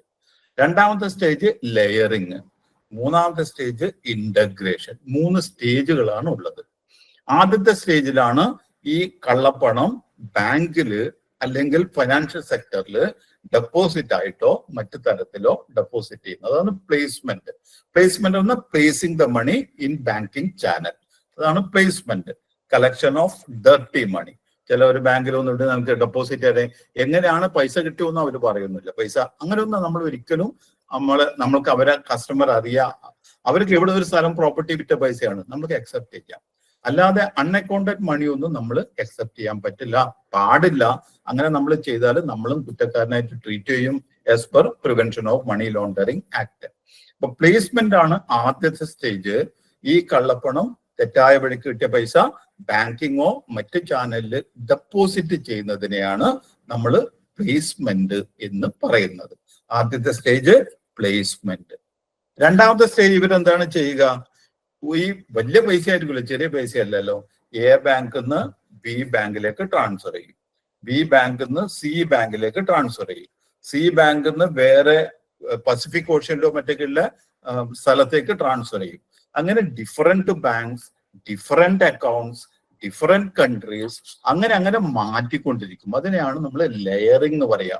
സോ മെനി ലെയേഴ്സ്, ഓരോ തട്ടുകളായിട്ട് ഈ ബാങ്കിൽ നിന്ന് അങ്ങോട്ട് പോയി, ഈ അക്കൗണ്ടിൽ നിന്ന് അങ്ങോട്ട് പോയി. എന്തിനെങ്ങനെ ചെയ്യുന്നത്? ഓഡിറ്റ് ട്രെയിലിൽ നമ്മൾക്ക് എവിടുന്ന് കാശ് വന്നു, എവിടത്തേക്ക് കാശ് പോയി എന്ന് പെട്ടെന്ന് മനസ്സിലാകാതിരിക്കാൻ, ഓഡിറ്റ് ട്രെയിലില് എവിടുന്ന് കാശ് വന്നു എന്ന് പറയുമ്പോൾ മനസ്സിലാകാതിരിക്കാനാണ് ചെയ്യുന്നത്. അപ്പൊ നമുക്ക് നമ്മളെ ബാങ്കിലെ റെക്കോർഡല്ലേ ഉണ്ടാവുള്ളൂ. അപ്പൊ വേറൊരു ബാങ്കിലേക്ക് പോയാൽ അവിടെ നിന്ന് എവിടെ പോയി നമുക്ക് പെട്ടെന്ന് കണ്ടുപിടിക്കാൻ പറ്റില്ല. അതുപോലെ നമ്മുടെ രാജ്യത്ത് നിന്ന് വേറെ രാജ്യത്തിലെ ബാങ്കിലേക്ക് പോയിട്ട് അവിടെ എന്താ ചെയ്യുന്നത് നമുക്ക് കണ്ടുപിടിക്കാൻ പറ്റില്ല.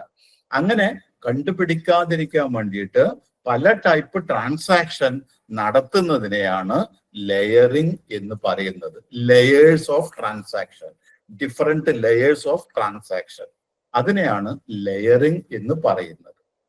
അവസാനം എന്താകും? ഇത് ലെയറിംഗ് കഴിഞ്ഞിട്ട് അത് ബാങ്കിങ് ചാനലിലേക്ക് കൂടെ ക്ലീൻ മണി ആക്കി മാറ്റി. ക്ലീൻ മണി ആക്കി മാറ്റിയതിന് ശേഷം എന്താണ് അവസാനം? ഇന്റഗ്രേഷൻ. ഇന്റഗ്രേഷൻ എവിടെയാണ് ഇന്റഗ്രേറ്റ് ചെയ്യുന്നത്?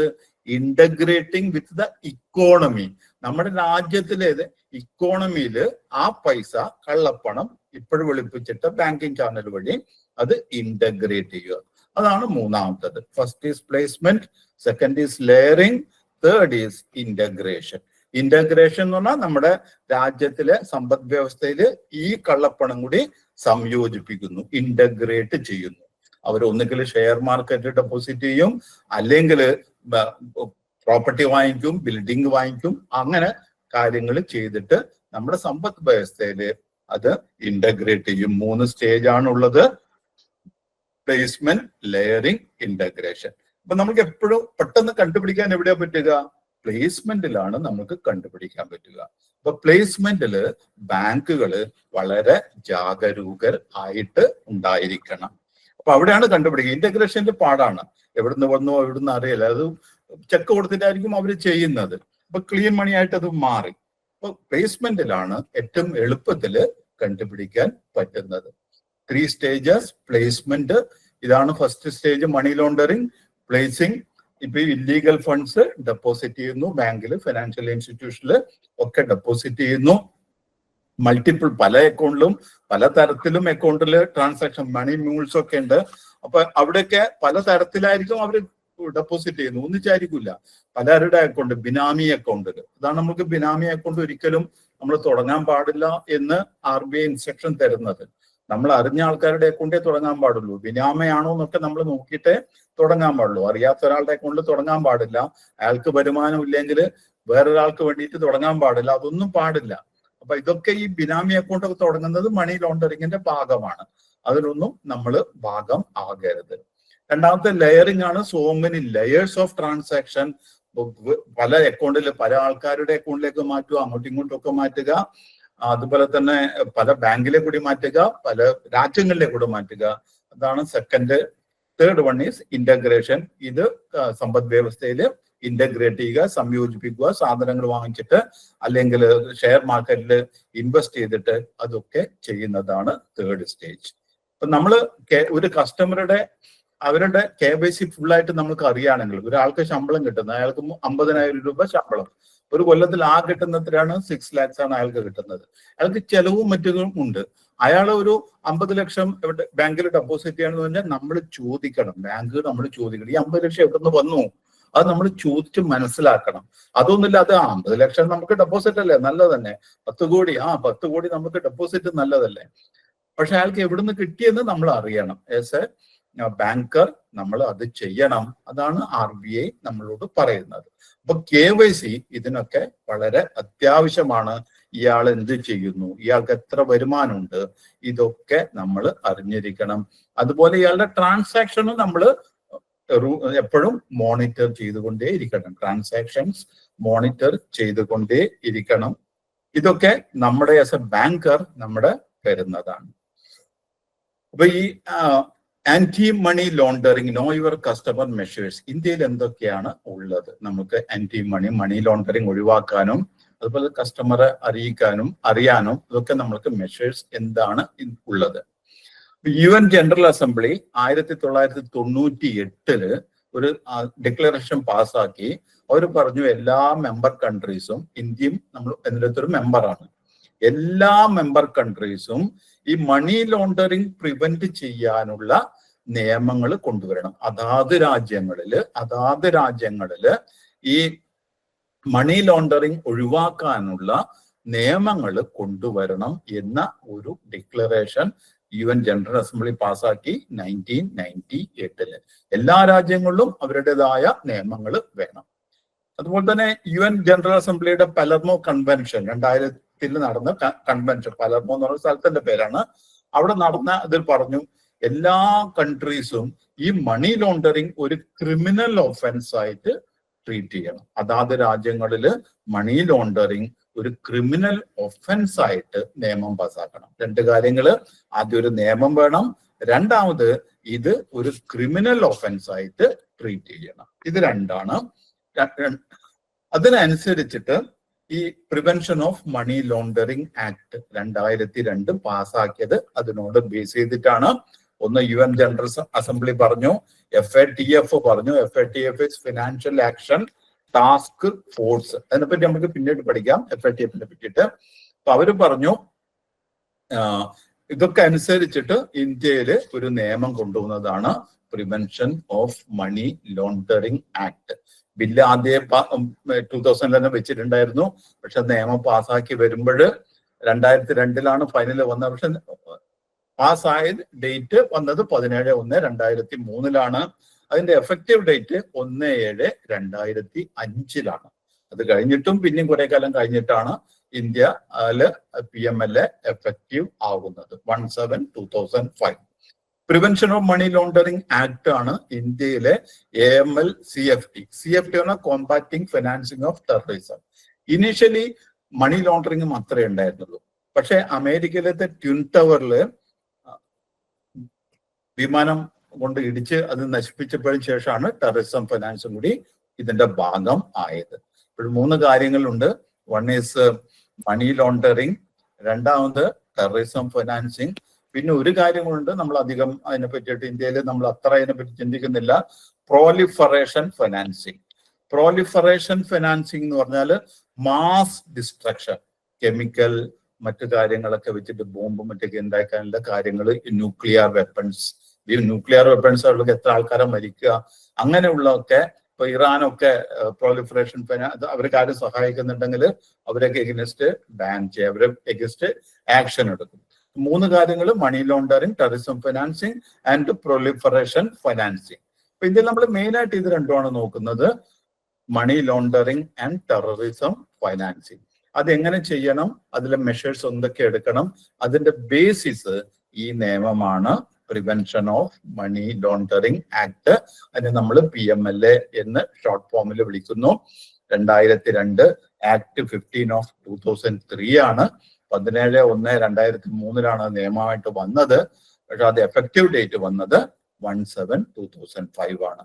ഇന്ത്യയിലെ AML CFT നിയമങ്ങളുടെ ബേസിക് ഏതാണ്, ഏതിന്റെ ബേസിസിലാണ് നമ്മൾ ഇതിന്റെ മെഷേഴ്സ് എടുക്കുന്നതെന്ന് ചോദിച്ചാൽ ഉത്തരം prevention of money laundering act.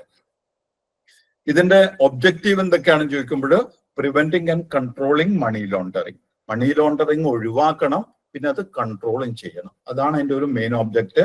Confiscation of property derived obtained from money laundering. ആരെങ്കിലും ഈ മണി ലോണ്ടറിങ് മുഖാന്തരം ഒരു അണ്ടർലൈയിങ് ക്രൈം മുഖാന്തരം ഇങ്ങനെ കാശ് കള്ളപ്പണം ഉണ്ടെങ്കിൽ ആരുടെ കയ്യിലും ഉണ്ടെങ്കിൽ അത് പിടിച്ചെടുക്കുക, അതും ഇതിന്റെ പെടുന്ന ഒബ്ജക്റ്റിൽ പെടുന്നതാണ്. ഇതിൽ EDക്ക് ഒരുപാട് പവേഴ്സ് ഇതിനകത്ത് കൊടുത്തിട്ടുണ്ട്. Director of enforcement, ED enforcement directorate അല്ലെങ്കിൽ ഡയറക്ടർ ഓഫ് എൻഫോഴ്സ്മെന്റ്, EDക്ക് ഒരുപാട് പവേഴ്സ് ഈ PMLA കൊടുത്തിട്ടുണ്ട്. ഫെമയും ഫോറിൻ എക്സ്ചേഞ്ച് മാനേജ്മെന്റ് ആക്ടും PMLA ആണ് EDക്ക് പവേഴ്സ് കൊടുക്കുന്ന 2 നിയമങ്ങൾ. പിന്നെ അതിന്റെ മാറ്റേഴ്സ് കണക്റ്റഡ് വിത്ത് ഇറ്റ്. ഇതാണ് പ്രിവെൻഷൻ ഓഫ് മണി ലോണ്ടറിങ് ആക്ടിന്റെ മെയിൻ ആയിട്ടുള്ള ഒബ്ജക്റ്റീവ്സ് എന്ന് പറയുന്നത്. നമ്മൾ ചില ഇതിലത്തെ കുറച്ച് സെക്ഷൻസ് PMLA നമ്മൾ ഫുള്ളായിട്ട് പഠിക്കുന്നില്ല. അതിലെ ബാങ്കുകളായിട്ട് ബന്ധപ്പെട്ടിരിക്കുന്ന ചില സെക്ഷൻസ് നമ്മൾ അറിഞ്ഞിരിക്കണം, മെയിൻ ആയിട്ട് അറിഞ്ഞിരിക്കണം. ബിക്കോസ് നമ്മളൊക്കെ ബാങ്കിൽ ജോലി ചെയ്യുന്ന ആൾക്കാരാണ്. ബാങ്കിൽ ജോലി ചെയ്യുന്ന ആൾക്കാർ ഇതിനെപ്പറ്റി അറിഞ്ഞിരിക്കണം. നാളെ നമ്മൾക്കും ഒരു പ്രശ്നം വരാൻ പാടില്ല, നമ്മുടെ ബാങ്കിനും ഒരു പ്രശ്നം വരാൻ പാടില്ല. അപ്പൊ ചില പ്രധാനപ്പെട്ട സെക്ഷൻസ് ഏതൊക്കെയാണെന്ന് ചോദിച്ചാൽ PMLA സെക്ഷൻ 3 ഈ offence of money laundering. Money laundering എന്ന് പറഞ്ഞത് എന്താണ് ഒഫൻസ്, അതിന്റെ ഡെഫിനിഷൻ ആണ് section 3 of prevention of money ലോണ്ടറിങ്ങിൽ പറയുന്നത്. അതെന്താ പറയുന്നത്, അത് കുറച്ച് ലോങ് ആണ്. അതിന്റെ സെക്ഷൻ 3 പറയുന്നത് ഒഫൻസ് ഓഫ് മണി ലോണ്ടറിങ്, അതാണ് അതിന്റെ ഡെഫിനിഷൻ ആണ് സെക്ഷൻ 3 മണി ലോണ്ടറിംഗ് ആക്ടിൽ പറയുന്നത്. whoever directly or indirectly attempts to injure, ആരാണോ ഡയറക്ട്ലി അല്ലെങ്കിൽ ഇൻഡയറക്ട്ലി, 2 തരത്തിലും ആകാം, ഓർ നോയിങ്ലി അറിഞ്ഞുകൊണ്ട് ആരെങ്കിലും ചെയ്യുകയാണെങ്കിലോ, or is a party or is actually involved, അറിഞ്ഞുകൊണ്ട് ആരെങ്കിലും സഹായിച്ചാലും മതി. ഒരു ബാങ്കിലത്തെ ആള് അറിഞ്ഞുകൊണ്ട് സഹായിച്ചാൽ മതി, അത് നേരിട്ട് ഇൻവോൾവ്മെന്റ് വേണ്ട. പക്ഷെ കള്ളപ്പണം വെളുപ്പിക്കാൻ വേണ്ടിയിട്ട് അറിഞ്ഞുകൊണ്ട് കള്ളപ്പണമാണെന്ന് അറിഞ്ഞുകൊണ്ട് നമ്മൾ അയാളെ സഹായിക്കുന്നുണ്ടെങ്കിൽ നമ്മളും ഈ ഒഫൻസ് ഓഫ് മണി ലോണ്ടറിങ് ചെയ്തതായിട്ടാണ് ട്രീറ്റ് ചെയ്യല്. Involved in any process or activity connected with the proceeds of crime. ഇങ്ങനെ ഈ അണ്ടർലൈയിങ് പ്രെഡിക്കേറ്റ് ക്രൈം മുഖാന്തരം കിട്ടിയിരിക്കുന്ന അൺഅക്കൗണ്ടഡ് മണി, ആ പ്രോസസ് ഉണ്ടല്ലോ, അത് 3 സ്റ്റേജസ് ഉണ്ട്, അതിൽ എവിടെയെങ്കിലും അത് അറിഞ്ഞുകൊണ്ട് സഹായിക്കുകയോ അല്ലെങ്കിൽ അതിൽ ആക്ച്വലി ഇൻവോൾവ് ആവുകയോ ചെയ്യുന്നുണ്ടെങ്കിൽ അവര് ഒഫൻസ് ഓഫ് മണി ലോണ്ടറിങ് ചെയ്തതായിട്ടാണ് കണക്കാക്കുക. ഇൻക്ലൂഡിങ് ഇറ്റ്സ് കൺസീൽമെന്റ്, അത് ഒളിപ്പിച്ചു വെക്കുക, പൊസഷൻ, അത് കയ്യിൽ വെക്കുക, ഇങ്ങനെ കിട്ടിയേക്കുന്ന പൈസ ഒളിപ്പിച്ചു വെക്കുക അല്ലെങ്കിൽ കൈവശം വെക്കുക, അക്വിസിഷൻ, അത് നേടിയെടുക്കുക, or claim it as untainted money, അത് കള്ളപ്പണം അല്ല എന്ന് ക്ലെയിം ചെയ്യുക. ഇതൊക്കെ shall be guilty of offence of money laundering.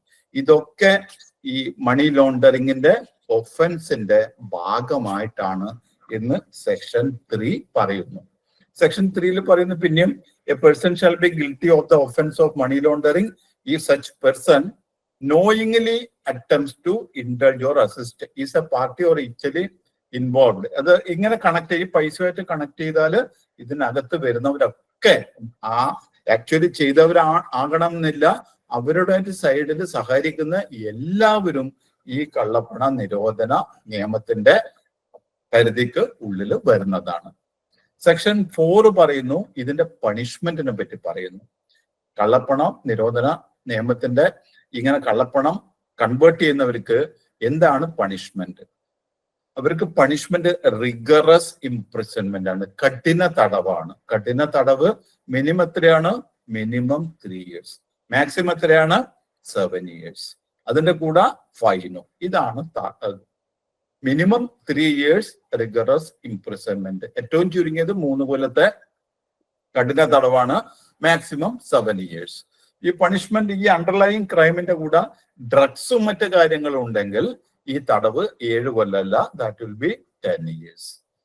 ഡ്രഗ്സുമായിട്ട് ബന്ധപ്പെട്ടിരിക്കുന്ന കാര്യങ്ങൾ ഒക്കെ ഉണ്ടെങ്കിൽ അതിന് 10 years ആണ്. Drugs and psychotropic substances act. Psychotropic നമ്മുടെ നരമ്പിനൊക്കെ ബാധിക്കുന്നതാണ്. ഇതൊക്കെ ഡ്രഗ്സിൽ പല തരത്തിലുള്ള ഡ്രഗ്സ് ഉണ്ട്. അപ്പോൾ ഒരു ആക്ട് ഉണ്ട്, drugs and psychotropic substance act. അതിൽ ബന്ധപ്പെട്ട് ഈ ഡ്രഗ്സുമായിട്ട് ബന്ധപ്പെട്ടതാണെങ്കിൽ അവർക്ക് 10 കൊല്ലം വരെ റിഗറസ് ഇംപ്രിസൺമെന്റ് ആണ്. 3 കൊല്ലത്തിൽ താഴെ ഉണ്ടാവുള്ളൂ, താഴെ ഉണ്ടാവില്ല. മിനിമം 3 years ആണ്, കഠിന തടവാണ്, അതിന്റെ കൂടെ ഫൈനും കൂടി വരും. ഇതാണ് സെക്ഷൻ 4 പറയുന്ന തടവ് പറയുന്നത്. പിന്നെ ഇതിൽ തന്നെ ഡയറക്റ്റ് ആയിട്ട് ബാങ്കുമായിട്ട് ബന്ധപ്പെട്ട കുറച്ച് സെക്ഷൻസ് ഉണ്ട്, അത് നമുക്ക് അറിഞ്ഞിരിക്കണം. ഡയറക്റ്റ് ആയിട്ട് ബാങ്കുമായിട്ട് ബന്ധപ്പെട്ട സെക്ഷൻസ് പറയുമ്പോൾ സെക്ഷൻ 11A പറയുന്നു, verification of identity by the reporting entity. Reporting entity report കൊടുക്കേണ്ടത്. നമ്മുടെ ബാങ്കുകളൊക്കെ റിപ്പോർട്ടിംഗ് എൻറ്റിറ്റിയാണ്. അതിന് ഷോർട്ട് ഫോമിൽ RE എന്നാണ് സാധാരണ നമ്മൾ വരുമ്പോൾ പറയുന്നത്. റിപ്പോർട്ടിംഗ് എൻറ്റിറ്റി നമ്മൾ റിപ്പോർട്ട് ചെയ്യണം. ഓരോ കേസും എന്തൊക്കെയാണ് നമ്മൾ റിപ്പോർട്ട് ചെയ്യേണ്ടത് എന്ന് നമ്മൾക്ക് പഠിക്കാം. അപ്പോ ഈ റിപ്പോർട്ടിംഗ് എൻറ്റിറ്റി, നമ്മുടെ ബാങ്ക് ഒരു റിപ്പോർട്ടിംഗ് എൻറ്റിറ്റിയാണ്. അപ്പൊ ഒരാള് അക്കൗണ്ട് തുടങ്ങാൻ വന്നാല് നമ്മൾ അവരുടെ ഐഡന്റിറ്റി വെരിഫൈ ചെയ്യുക എന്നത് നമ്മുടെ ഉത്തരവാദിത്തം ആണ്. ഒരാള് വന്ന കുറെ പൈസ കൊണ്ടുവന്നു, എനിക്ക് അക്കൗണ്ട് തുടങ്ങണം, നമ്മൾ അങ്ങനെ തുറന്നാല് കുറ്റക്കാരൻ നമ്മളാകും. ആണ് സെക്ഷൻ 11 പറയുന്നു, ബാങ്കിന്റെ ഉത്തരവാദിത്തമാണ് വെരിഫിക്കേഷൻ ഓഫ് ഐഡന്റിറ്റി. ആ കസ്റ്റമറുടെ ഐഡന്റിറ്റി വെരിഫൈ ചെയ്യുക എന്ന് നമ്മുടെ ഉത്തരവാദിത്തമാണ്. എങ്ങനെ വെരിഫൈ ചെയ്യുക? RE shall verify the identity of the clients at the beneficial owner. Beneficial owner ആരാണ്, എന്താണ് എന്നൊക്കെ നമുക്ക് വിശദമായിട്ട് പഠിക്കാം. ബെനിഫിഷ്യൽ ഓണർ എന്ന് പറഞ്ഞാൽ അയാളായിരിക്കും മെയിൻ ആള്. അയാൾക്ക് വേണ്ടിയിട്ട് വേറെ ആൾ ചെയ്യുമ്പോഴാണ് ബെനിഫിഷ്യൽ ഓണർ വരുന്നത്. അത് കമ്പനിയിലും പാർട്ട്ണർഷിപ്പിലും ട്രസ്റ്റിലും ഒക്കെ വരും. ആരാണൊക്കെ പരീക്ഷയ്ക്ക് വരാവുന്നതാണ്. അത് നമുക്ക് ബെനിഫിഷ്യൽ ഓണർ എന്താണ് ക്ലോസിൽ സബ്സിക്വന്റ്ലി പഠിക്കാം. അപ്പൊ അവരുടെ ആധാറും അതുപോലെ തന്നെ ഒഫീഷ്യലി വാലിഡ് ഡോക്യുമെന്റ്സും ഒക്കെ നോക്കിയിട്ട് നമ്മൾ കൺഫേം ചെയ്യണം. ID പ്രൂഫ് ഇല്ലാതെ, അഡ്രസ് പ്രൂഫ് ഇല്ലാതെ നമ്മൾ ഒരിക്കലും ഒരു ബാങ്ക് അക്കൗണ്ട് തുടങ്ങാൻ പാടില്ല. അത് സെക്ഷൻ 11A പറയുന്നതാണ്. സെക്ഷൻ 12 പറയുന്നത് ഈ റിപ്പോർട്ടിങ് ഈ ബാങ്കുകളൊക്കെ അവര് maintain records of all transactions. നമ്മുടെ ബാങ്കിൽ നടക്കുന്ന എല്ലാ ട്രാൻസാക്ഷനും റെക്കോർഡ് നമ്മൾ മെയിൻറ്റെയിൻ ചെയ്യണം. മെയിൻറ്റെയിൻ ചെയ്യുന്നത് ഇൻഫർമേഷൻ റിലേറ്റഡ് ഓരോ ട്രാൻസാക്ഷൻ പൈസ എവിടെ നിന്ന് വന്നു, എവിടത്തേക്ക് പോയി, എല്ലാ കാര്യങ്ങളും, എവിടെ നിന്നാണ് കാശ് വന്നത്, എത്രയാണ് കാശ് വന്നത്, ആരാണത് പോസ്റ്റ് ചെയ്തത്, ആരാണത് പാസ്സാക്കിയത്, അങ്ങനെയുള്ള അതൊരു റീജനറേറ്റ് ചെയ്യാൻ വേണ്ടിയിട്ട് അന്ന് ചെയ്തു നമ്മള്. പക്ഷെ പുതിയത് ചെക്ക് ചെയ്യുമ്പോൾ അത് വീണ്ടും റീകൺസ്ട്രക്ട് ചെയ്യാൻ വേണ്ടിയിട്ടുള്ള എല്ലാ ഇൻഫർമേഷനും നമ്മൾ അവിടെ മെയിൻറ്റെയിൻ ചെയ്യേണ്ടത് ബാങ്കിന്റെ ഉത്തരവാദിത്വം ആണ്. നമ്മളൊരു ഈ ക്ലോസിംഗില് നമ്മളൊരു 50 ലക്ഷം ഒരാളുടെ പൈസ വാങ്ങിച്ചു, നമ്മളത് അക്കൗണ്ട് തുടങ്ങി, നമ്മൾ ക്ലോസിംഗില് ഡെപ്പോസിറ്റ് കാണിക്കാൻ വേണ്ടി 50 ലക്ഷം അല്ലെ 1 കോടി നമ്മൾ ഡെപ്പോസിറ്റ് കാണിച്ചു. ക്ലോസിംഗ് കഴിഞ്ഞിട്ട് ഇമ്മീഡിയറ്റ്ലി നമ്മൾ അക്കൗണ്ട് ക്ലോസ് ചെയ്തു, റെക്കോർഡും നമ്മൾ നശിപ്പിച്ചു. പക്ഷെ ഇവർ വന്നിട്ട് ചെക്ക് ചെയ്യുമ്പോൾ നമ്മൾ ആ റെക്കോർഡ് കൊടുക്കേണ്ടി വരും. റെക്കോർഡ് ഇല്ല എന്ന് നമുക്ക് പറയാൻ പറ്റില്ല. കാരണം മിനിമം 5 കൊല്ലത്തേക്കെങ്കിലും നമ്മൾ റെക്കോർഡ് വെക്കേണ്ടത് നമ്മുടെ ഉത്തരവാദിത്തം ആണ്. എല്ലാ റെക്കോർഡ്സുകളും ഏറ്റവും ചുരുങ്ങിയത് 5 കൊല്ലത്തേക്കെങ്കിലും നമ്മൾ സൂക്ഷിച്ചു വെക്കണം. ഫർണിഷ് വിത്തിൻ ദ പ്രിസ്ക്രൈബ്ഡ് ചില ഇൻഫർമേഷൻ, ഏതൊക്കെ ഇൻഫർമേഷൻ ആണ് ബാങ്കുകൾ കൊടുക്കാൻ ബാധ്യസ്ഥരായിട്ടുള്ളത് എന്ന് നമുക്ക് നോക്കാം. ഈ ഇൻഫർമേഷൻ പറഞ്ഞ സമയത്തിന്റെ ഉള്ളിൽ പറഞ്ഞതുപോലെ കൊടുക്കാൻ നമ്മൾ ഉത്തരവാദികളാണ് ബാങ്കുകൾ. ഒന്ന് നമുക്ക് റെക്കോർഡുകളൊക്കെ വെക്കണം, പിന്നെ പറയുന്ന ഇൻഫർമേഷൻ ഒക്കെ നമ്മൾ സബ്മിറ്റ് ചെയ്യണം. ഇതൊക്കെ ചെയ്യേണ്ടത് ഫൈനാൻഷ്യൽ ഇന്റലിജൻസ് യൂണിറ്റിനാണ്. അതെന്താണെന്നൊക്കെ നമുക്ക് പിന്നീട് ഡിസ്കസ് ചെയ്യാം. FIU maintain records of documents evidencing identity of its clients. ക്ലയൻസിന്റെ ഐഡന്റിറ്റി, അവരുടെ ID പ്രൂഫ്, അഡ്രസ് പ്രൂഫ്, നമ്മൾ ഈ ട്രാൻസാക്ഷൻ മാത്രം പോരാ, ഇതൊക്കെ നമ്മൾ സൂക്ഷിച്ചു വെക്കണം. എല്ലാ കാര്യങ്ങളും നമ്മൾ സൂക്ഷിച്ചു വെക്കണം. പിന്നെ അത് മാത്രമല്ല, എല്ലാ കാര്യങ്ങളും നമ്മൾ കോൺഫിഡൻഷ്യൽ ആയിട്ട് വെക്കണം. Every information maintained, furnished or verified, it should be kept as confidential. നമ്മളൊരു റിപ്പോർട്ട് ഫിനാൻഷ്യൽ ഇന്റലിജൻസ് യൂണിറ്റിന് അയച്ചു കൊടുത്തു. കസ്റ്റമറോട് വിളിച്ചു പറയരുത്, ഇതാ നിങ്ങളെ ഇൻഫർമേഷൻ പോയിട്ടുണ്ടേ, അതൊന്നും ഒരിക്കലും നമ്മൾ പറയരുത്. We have to kept it confidential. നമ്മൾ ഈ റിപ്പോർട്ട് അയക്കുന്നതുകൊണ്ട് നമ്മൾക്ക് ഒരു പ്രശ്നവും വരില്ല. Legally we are safe. അതും ഇതിനകത്ത് സെക്ഷനിൽ പറയുന്നുണ്ട്. അപ്പൊ എത്ര കാലത്തേക്കാണ് ട്രാൻസാക്ഷൻ വെക്കേണ്ടത്? നമ്മൾ ട്രാൻസാക്ഷൻ വെക്കേണ്ടത് മിനിമം 5 years, 5 കൊല്ലത്തേക്ക് ഏറ്റവും ചുരുങ്ങിയത് എല്ലാ ട്രാൻസാക്ഷന്റെ റെക്കോർഡും നമ്മൾ വെച്ചിരിക്കണം. അതേസമയം അക്കൗണ്ട് ഓപ്പണിംഗ് ഫോമും മറ്റു കാര്യങ്ങളൊക്കെ ആണെങ്കിലോ CDD എന്ന് പറഞ്ഞാൽ കസ്റ്റമർ ഡ്യൂ ഡെലിജൻസ്. KYC പഠിക്കുമ്പോൾ നമുക്ക് വിശദമായിട്ട് അതിനെ പറ്റിയിട്ട് CDD ഒക്കെ പഠിക്കും. CDD KYC റെക്കോർഡ്സ്, അതായത് അയാളുടെ അഡ്രസ് പ്രൂഫ്, അയാളുടെ ID proof, account opening form, ഇതൊക്കെ 5 കൊല്ലം. ഇതിൽ 5 കൊല്ലം എപ്പോഴാണ് വരുന്നത്? ഇയാളുടെ ഈ ബാങ്കർ കസ്റ്റമർ റിലേഷൻഷിപ്പ് എപ്പോഴാണോ സ്റ്റോപ്പ് ചെയ്യുന്നത്, അല്ലെങ്കിൽ അക്കൗണ്ട് എപ്പോഴാണോ ക്ലോസ് ചെയ്യുന്നത്, അത് കഴിഞ്ഞിട്ട് 5 കൊല്ലം. അക്കൗണ്ട് ഓപ്പൺ ചെയ്ത ഡേറ്റ് മുതലല്ല, അക്കൗണ്ട് ക്ലോസ് ചെയ്ത ദിവസം മുതൽ 5 കൊല്ലത്തേക്ക് നമ്മൾ സൂക്ഷിച്ചു വെക്കണം. മറ്റ് റെക്കോർഡ്സ് ഒക്കെ മിനിമം 5 കൊല്ലത്തേക്ക് ഡേറ്റ് ഓഫ് ട്രാൻസാക്ഷൻ. വേറാസ് ഈ കസ്റ്റമർ ഐഡന്റിറ്റി ഡോക്യുമെന്റ്സ് ഒക്കെ 5 years ഫ്രം ഈ അക്കൗണ്ട് ക്ലോസ് ചെയ്ത ഡേറ്റ് മുതൽ 5 കൊല്ലത്തേക്ക് നമ്മൾ റെക്കോർഡ് മെയിൻറ്റെയിൻ ചെയ്ത് വെക്കണം. സെക്ഷൻ 12A പറയുന്നു എക്സസ് ടു ഇൻഫർമേഷൻ. ഈ ഡയറക്ടർ ഫൈനാൻഷ്യൽ ഇന്റലിജൻസ് യൂണിറ്റിന്റെ, അത് ഫൈനാൻസ് മിനിസ്റ്ററിന്റെ നേരെ കീഴിലാണ് വർക്ക് ചെയ്യുന്നത്. Director of financial intelligence unit FIU India. ഓരോ രാജ്യങ്ങളിലും ഫൈനാൻഷ്യൽ ഇന്റലിജൻസ് യൂണിറ്റ് ഉണ്ട്. അവരുടെ ഒരു സംഘടനയാണ്, അവരുടെ ഇന്റർനാഷണൽ അസോസിയേഷൻ ആണ് എഗ്മോണ്ട് ഗ്രൂപ്പ്. പക്ഷെ ഇതിനകത്ത് ഫൈനാൻഷ്യൽ ഇന്റലിജൻസ് യൂണിറ്റിനാണ് നമ്മൾ ഇൻഫർമേഷൻ കൊടുക്കേണ്ടത്. ഫൈനാൻഷ്യൽ ഇന്റലിജൻസ് യൂണിറ്റ് RBI ആൾക്കാരുണ്ട്, SEBI ആൾക്കാരുണ്ട്, IRDA ആൾക്കാരുണ്ട്, ED ആൾക്കാരുണ്ട്, നാഷണൽ NIA ആൾക്കാരുണ്ട്, CBI ആൾക്കാരുണ്ട്, ഇൻകം ടാക്സ് ഡിപ്പാർട്ട്മെന്റ് ആൾക്കാരുണ്ട്, ലോ എൻഫോഴ്സ്മെന്റ് അതോറിറ്റീസ്, റെഗുലേറ്റേഴ്സ്, ഇതൊക്കെ ഇതിനകത്ത് ആൾക്കാരുണ്ട് ഫിനാൻഷ്യൽ ഇന്റലിജൻസ് യൂണിറ്റിന്. അവിടത്തേക്കാണ് നമ്മൾ ഇൻഫർമേഷൻ കൊടുക്കേണ്ടത്. അപ്പൊ ഈ ഡയറക്ടർക്ക് അവർക്ക് ഒരു ബാങ്കിനോട് ഏത് ഇൻഫർമേഷനും ഏത് അഡീഷണൽ ഇൻഫർമേഷനും ചോദിക്കാവുന്നതാണ്. ഏത് സമയത്തും ഏത് ഇൻഫർമേഷനും ഏത് ബാങ്കിനോടും അവർക്ക് ചോദിക്കാവുന്നതാണ്. അപ്പൊ ബാങ്ക് അങ്ങനെ ഇൻഫർമേഷൻ ചോദിക്കുകയാണെങ്കിൽ ആ information bank director of financial intelligence യൂണിറ്റിന് അയക്കാൻ വേണ്ടിയിട്ട് ബാങ്ക് ബാധ്യസ്ഥൻ ആണ്. പിന്നെ സെക്ഷൻ 12A പറയുന്നു എൻഹാൻസ്ഡ് ഡ്യൂ ഡെലിജൻസ്. നമ്മൾ ഒരു reporting and verify the identity of the clients prior to the commencement of specific ചില ട്രാൻസാക്ഷൻ. നമ്മളൊരു ഫോറിനിലേക്ക് ഒരു പൈസ അയക്കണം. അപ്പൊ നമ്മൾ അയക്കുമ്പോൾ നമ്മൾ ചോദിക്കണം ഇത് എന്തിനാണ്, എന്താവശ്യത്തിനാണ്, അതിന്റെ റെക്കോർഡ് എവിടെ, അതൊക്കെ നമ്മൾ ചോദിക്കണം. അല്ലാതെ അവർ ബാങ്കിൽ വന്നിട്ട് പറഞ്ഞു എനിക്കൊരു 50 ലക്ഷം അയക്കണം, 50 lakhs എനിക്ക് അയക്കണം, അവിടുന്ന് ഞാനൊരു സാധനം വാങ്ങിച്ചിട്ടുണ്ട്, എനിക്ക് സാധനം തന്നിട്ടുണ്ട്, അതിൻ്റെതാണ്. അപ്പൊ നമ്മൾ ചോദിക്കണം അതിന്റെ റെക്കോർഡ് എവിടെ. എല്ലാ റെക്കോർഡും നമ്മൾ കയ്യിൽ വെക്കണം. എന്നിട്ട് ഇങ്ങനെ റെമിറ്റൻസും വലിയ എമൗണ്ടിന്റെ ഒക്കെ ട്രാൻസ്ഫറിനും ഒക്കെ നമ്മൾ അലവ് ചെയ്യാൻ പറ്റും. പർട്ടിക്കുലർലി ഫോറിൻ റെമിറ്റൻസ് ഒക്കെ ആണെങ്കിൽ പ്രോപ്പർ ആയിട്ട് റെക്കോർഡ് നമ്മൾ സൂക്ഷിച്ചു വെക്കണം, ചോദിക്കണം, വെരിഫൈ ചെയ്യണം. ഇതൊക്കെ ചെയ്തിട്ട് മാത്രമേ നമ്മൾ ചെയ്യാൻ പാടുള്ളൂ. അതുപോലെ തന്നെ സോഴ്സസ് ഓഫ് ഫണ്ട്. ഇത് അയക്കാൻ വേണ്ടി നിങ്ങൾക്ക് എവിടുന്ന് കാശ് കിട്ടി? നിങ്ങളുടെ ശമ്പളം ഇത്രയല്ലേ? നിങ്ങളുടെ ശമ്പളം ആകെ 1 ലക്ഷമേ ഉള്ളൂ. നിങ്ങൾ പറയുന്ന 25 ലക്ഷം അയക്കണം എന്ന്. എവിടെ നിന്നാണ് നിങ്ങൾക്ക് കാശ് കിട്ടിയത്? ആ വരുമാനത്തിന്റെ സ്രോതസ് എന്താണ്? ഇതൊക്കെ നമ്മൾ ചോദിച്ചിരിക്കണം. ഇതൊക്കെ ബാങ്കുകാരുടെ ഉത്തരവാദിത്തത്തിൽ പെടുന്നതാണ്. പിന്നെ പ്രശ്നം വന്നതിന് ശേഷം ED വരും. EDക്ക് ഏത് സമയത്ത് നമ്മുടെ അടുത്ത് സെർച്ച് ചെയ്യാം. നമ്മൾ ഇൻഫർമേഷൻ കൊടുക്കാൻ വേണ്ടിയിട്ട് ബാധ്യസ്ഥരാണ്. ബാങ്കുകാർ ബാധ്യസ്ഥരാണ്. EDക്ക് നമ്മുടെ ഡോക്യുമെന്റ്സ് ഒക്കെ എടുത്തു കൊണ്ടുപോകാൻ അവർക്കൊക്കെ പവേഴ്സ് ഉണ്ട്. ഇതിനകത്ത് PML കൊടുത്തിട്ടുണ്ട്. അപ്പൊ ഇത് നിയമത്തിലുള്ള കാര്യങ്ങളാണ്. അവർ വന്നിട്ട് ചോദിച്ചാൽ നമ്മൾ കൊടുക്കാൻ ബാധ്യസ്ഥരാണ്. നമുക്ക് അറിയില്ല എന്ന് പറഞ്ഞാല് നമ്മളെയും കൂടി അവരതിനകത്ത് കുറ്റക്കാരായിട്ട് എടുക്കും. നമ്മൾ ഒരിക്കലും അങ്ങനത്തെ ഇതിനൊന്നും ആസ് എ ബാങ്കർ നമ്മൾ അതിന്റെ ആവശ്യത്തിനൊന്നും പോകേണ്ട ആവശ്യം ഇല്ല. അപ്പൊ ഈ റെക്കോർഡൊക്കെ പ്രോപ്പറായിട്ട് നമ്മൾ സൂക്ഷിച്ചു വെക്കണം. അവർക്ക് റിപ്പോർട്ട് ചെയ്യണം. ഇതൊക്കെ ഈ നിയമത്തിൽ പറയുന്നതാണ്.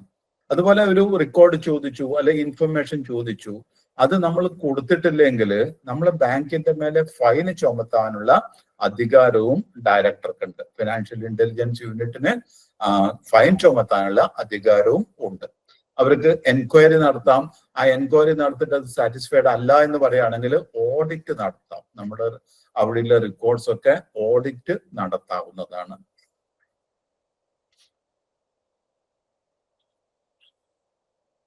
അപ്പൊ ഇങ്ങനെ ചോദിച്ചാൽ ഇൻഫർമേഷൻ ചോദിച്ചു, മറ്റു കാര്യങ്ങൾ ചോദിച്ചാൽ നമുക്ക് മതിയായ പ്രോപ്പറായ റെക്കോർഡ്സും മതിയായ കാരണങ്ങളും നമുക്ക് പറയാൻ പറ്റുന്നില്ലെങ്കിൽ ഈ ഡയറക്ടർ ഓഫ് ഫൈനാൻഷ്യൽ ഇന്റലിജൻസ് യൂണിറ്റിന് നമുക്ക് വാർണിംഗ് തരാം. അല്ലെങ്കിൽ director such RE or designated director official to comply with the specific instruction. അവർ തരുന്ന ഇൻസ്ട്രക്ഷൻ പ്രകാരം നടത്തണം എന്ന് പറയാം. ഇല്ലെങ്കിൽ ഡയറക്ടർ സച്ച് ഇവർക്ക് എന്തൊക്കെ ഇൻഫർമേഷൻ വേണ്ടത് അത് പറയാം. പിന്നെ ഇവർക്ക് വേണമെങ്കിൽ ഓരോ നമ്മളടുത്ത് നിന്ന് വരുന്ന വീഴ്ചകൾക്കും മിനിമം 10,000 മുതൽ 1 ലക്ഷം വരെ നമുക്ക് ഫൈനും ചുമത്താനുള്ള അധികാരം ഫൈനാൻഷ്യൽ ഇന്റലിജൻസ് യൂണിറ്റിനുണ്ട്. ഓരോ വീഴ്ചകൾക്കും ചില റിപ്പോർട്ട് നമ്മൾ അയക്കണം. 15-ാം തീയതിക്കുള്ളിൽ റിപ്പോർട്ട് അയക്കണം. 15-ാം തീയതി അയച്ചിട്ടില്ല, 16-ാം തീയതി അയച്ചിട്ടുള്ളൂ, അതൊരു വീഴ്ചയായി. 16-ാം തീയതി അയച്ചില്ല, 17-ാം തീയതി അയച്ചുള്ളൂ, അപ്പൊ 2ാമത്തെ വീഴ്ചയായി. ഒരു ദിവസം ഒരു വീഴ്ചയായിട്ട് കാണും. ഇങ്ങനെ ഓരോ ദിവസത്തേക്കും നമ്മള് മേലെ ഈ ഫൈന് ചുമത്താനുള്ള അധികാരവും ഈ prevention of money laundering act financial intelligence യൂണിറ്റിന് കൊടുക്കുന്നു. പിന്നെ ഇതിലൊരു നമുക്ക് ഒരു സേഫ് ഗാർഡ് ഉണ്ട്. നമുക്ക് സെക്ഷൻ 14 പറയുന്നു, നമ്മളെ എംപ്ലോയീസ് നമ്മൾ കുറെ ഇൻഫർമേഷൻ കൊടുക്കുകയാണ്. നമ്മൾ ബാങ്കിങ്ങിൽ സാധാരണ നമ്മൾ സീക്രസി മെയിൻറ്റെയിൻ ചെയ്യണം എന്നാണ് പറയുന്നത്. കസ്റ്റമറുടെ സീക്രസി നമ്മൾ മെയിൻറ്റെയിൻ ചെയ്യണം. പക്ഷെ നമ്മളെ കസ്റ്റമർ അക്കൗണ്ടിലത്തെ ഡീറ്റെയിൽസ് ആണ് നമ്മളിപ്പോ കൊടുക്കുന്നത്. ഒരു മാസത്തിൽ 10 ലക്ഷത്തിലധികം ട്രാൻസാക്ഷൻ, ക്യാഷ് ട്രാൻസാക്ഷൻ ഒരു അക്കൗണ്ടിൽ ഉണ്ടെങ്കിൽ നമ്മൾ ഇമ്മീഡിയറ്റ്ലി റിപ്പോർട്ട് കൊടുക്കണം അവർക്ക്. അത് നമ്മളെ ബാങ്കിൽ നിന്ന് കൊടുക്കുന്നുണ്ട്. നിങ്ങൾ ബ്രാഞ്ചിൽ കൊടുക്കുന്നുണ്ടെങ്കിൽ ബാങ്കിൽ നിന്ന് കൊടുക്കുന്നുണ്ട്. എല്ലാ ബാങ്കിലും കൊടുക്കുന്നുണ്ട്. അപ്പൊ അങ്ങനെ നമ്മൾ ഇൻഫർമേഷൻ കൊടുക്കുമ്പോൾ ആ സീക്രസി നമ്മൾ മെയിൻറ്റെയിൻ ചെയ്യുന്നില്ല. പക്ഷെ അതുകൊണ്ട് നമ്മൾക്ക് ഒരു പ്രശ്നവുമില്ല. നമ്മളെ എഗെയിൻസ്റ്റ് കേസ് കൊടുക്കാൻ പറ്റൂല. ബാങ്കുകാര് നമ്മുടെ രാജ്യത്തിന് വേണ്ടിയിട്ടാണ്, പൊതുജന സേവനാർത്ഥാണ് ചെയ്യുന്നത്. അതുകൊണ്ട് നമ്മൾ shall not be liable to any civil or criminal proceedings. നമ്മൾ ഇൻഫർമേഷൻ കൊടുത്തു എന്നതുകൊണ്ട് നമ്മുടെ പേരിൽ ഒരു കേസും ഫയൽ ചെയ്യാൻ പറ്റില്ല. അങ്ങനെ ഒരു പ്രൊട്ടക്ഷൻ സെക്ഷൻ 14 പ്രകാരം ബാങ്കിന്, ബാങ്ക് എംപ്ലോയീസിന് കിട്ടുന്നുണ്ട്. സെക്ഷൻ 15 പറയുന്നു സെൻട്രൽ ഗവൺമെന്റ് RBI ആയിട്ട് ഡിസ്കസ് ചെയ്തിട്ട് നിങ്ങളുടെ റെക്കോർഡ് എങ്ങനെ മെയിൻറ്റെയിൻ ചെയ്യണം, എന്തൊക്കെ വേണം, ഏതൊക്കെ ഫോം വേണം എന്ന് തീരുമാനിക്കാനുള്ള അധികാരം സെൻട്രൽ ഗവൺമെന്റിന് ഉണ്ട്.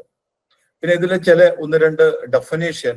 ബാങ്കിങ് കമ്പനി സെക്ഷൻ 2E എന്താണ് ബാങ്കിങ് കമ്പനി എന്ന് പറയുന്നു. അതിൽ ബാങ്കിങ് കമ്പനിയിൽ കോപ്പറേറ്റീവ് ബാങ്കും കൂടി ഇൻവോൾവ്, അവരും കൂടി ഉൾപ്പെട്ടിട്ടുണ്ട്. ബാങ്കിങ് കമ്പനി എന്ന നിലയിൽ കോപ്പറേറ്റീവ് ബാങ്ക് കൂടി ഉൾപ്പെട്ടിട്ടുണ്ട്. ഏത് തരത്തിലുള്ള കോപ്പറേറ്റീവ് ബാങ്ക്? BR ആക്ട് 1949 ഏതൊക്കെ കോപ്പറേറ്റീവ് ബാങ്കിൽ അപ്ലിക്കബിൾ ആണോ ആ ബാങ്കുകളൊക്കെ ഈ ബാങ്കിങ് കമ്പനി എന്ന ടേമിൽ ഉൾപ്പെടുത്തിയിട്ടുണ്ട്. ബാങ്കിങ് കമ്പനി എന്ന് പറഞ്ഞാൽ വെറും ICICI, HDFC പോലത്തെ ബാങ്കിങ് കമ്പനി മാത്രമല്ല, കോപ്പറേറ്റീവ് ബാങ്കും അതിനകത്ത് ഉൾപ്പെടുത്തിയിട്ടുണ്ട്. Beneficial owner. ബെനിഫിഷ്യൽ ഓണർ ആരാണ്? ഒരാൾ മെയിൻ ആയിട്ട് കണ്ട് അയാൾക്കാണ് അതിന്റെ ബെനിഫിറ്റ് കിട്ടുന്നത്, പക്ഷെ വേറെ ആൾക്കാരുടെ പേരിലാണ് ഉള്ളത്. അപ്പൊ അങ്ങനെയുള്ളവരാണ് ബെനിഫിഷ്യൽ. ഒരു കമ്പനി ആണെങ്കിൽ, സപ്പോസ് ഒരു കമ്പനി ആണെങ്കിൽ 10% കൂടുതൽ, മോർ ദാൻ 10% ഒരു കമ്പനിയുടെ ഷെയർ, അല്ലെങ്കിൽ അതിന്റെ പ്രോഫിറ്റ്, അല്ലെങ്കിൽ മാനേജ്മെന്റ്, അല്ലെങ്കിൽ അതിന്റെ ഡിസിഷൻ എടുക്കാനുള്ള കപ്പാസിറ്റി, അല്ലെങ്കിൽ മാനേജേഴ്സിന് അതിന്റെ പോസ്റ്റ് ചെയ്യാനുള്ള അധികാരം, ഇതൊക്കെ ഒരു വ്യക്തിക്കുണ്ടെങ്കിൽ മോർ ദാൻ 10%, അയാൾ ആ കമ്പനിയുടെ ബെനിഫിഷ്യൽ ഓണർ ആണ്. ഒരു കമ്പനിയെ സംബന്ധിച്ചോളം ബെനിഫിഷ്യൽ ഓണർ ആരാണ്? 10% കൂടുതൽ ഷെയറോ, അല്ലെങ്കിൽ അതിന്റെ പ്രോഫിറ്റ് കിട്ടാനുള്ള അധികാരമോ, അല്ലെങ്കിൽ മാനേജ്മെന്റ് ഡിസിഷൻ എടുക്കാനോ, അല്ലെങ്കിൽ മാനേജ്മെന്റിനെ തീരുമാനിക്കാനോ ഉള്ള അധികാരം ഉള്ള ആളെയാണ് നമ്മൾ ബെനിഫിഷ്യൽ ഓണർ ആണ്. അയാളാണ് കൺട്രോൾ ചെയ്യുന്നത്. Who is controlling that company. ചിലപ്പോൾ beneficial owner more than one ഉണ്ടാകാം. അപ്പൊ ആരാണോ ആ കമ്പനിയെ കൺട്രോൾ ചെയ്യുന്നത്, അല്ലെങ്കിൽ ആരാണോ പാർട്ട്ണർഷിപ്പിനെ കൺട്രോൾ ചെയ്യുന്നത്, അവരാണ് ബെനിഫിഷ്യൽ ഓണർ എന്ന് പറയുന്നത്. അയാളാണ് കൺട്രോൾ ചെയ്യുന്നത്. Who is controlling that. അപ്പൊ എന്താണ് beneficial owner? Means an individual. ഇവിടെ ഇൻഡിവിജ്വലേ പറ്റുള്ളൂ, വേറെ കമ്പനി ആയിട്ട് വരില്ല, ഇൻഡിവിജ്വൽസേ പറ്റുള്ളൂ. Owns or controls a client. ഒരു ഈ സ്ഥാപനത്തിനെ ആരാണോ കൺട്രോൾ ചെയ്യുന്നത് അവരാണ് ബെനിഫിഷ്യൽ ഓണർ ആയിട്ട് വരുന്നത്. അതിനകത്ത് കൂടുതൽ നമുക്ക് പഠിക്കാം, ക്വസ്റ്റ്യൻ വരാവുന്നതാണ് ബെനിഫിഷ്യൽ ഓണറിനെ പറ്റിയിട്ട്.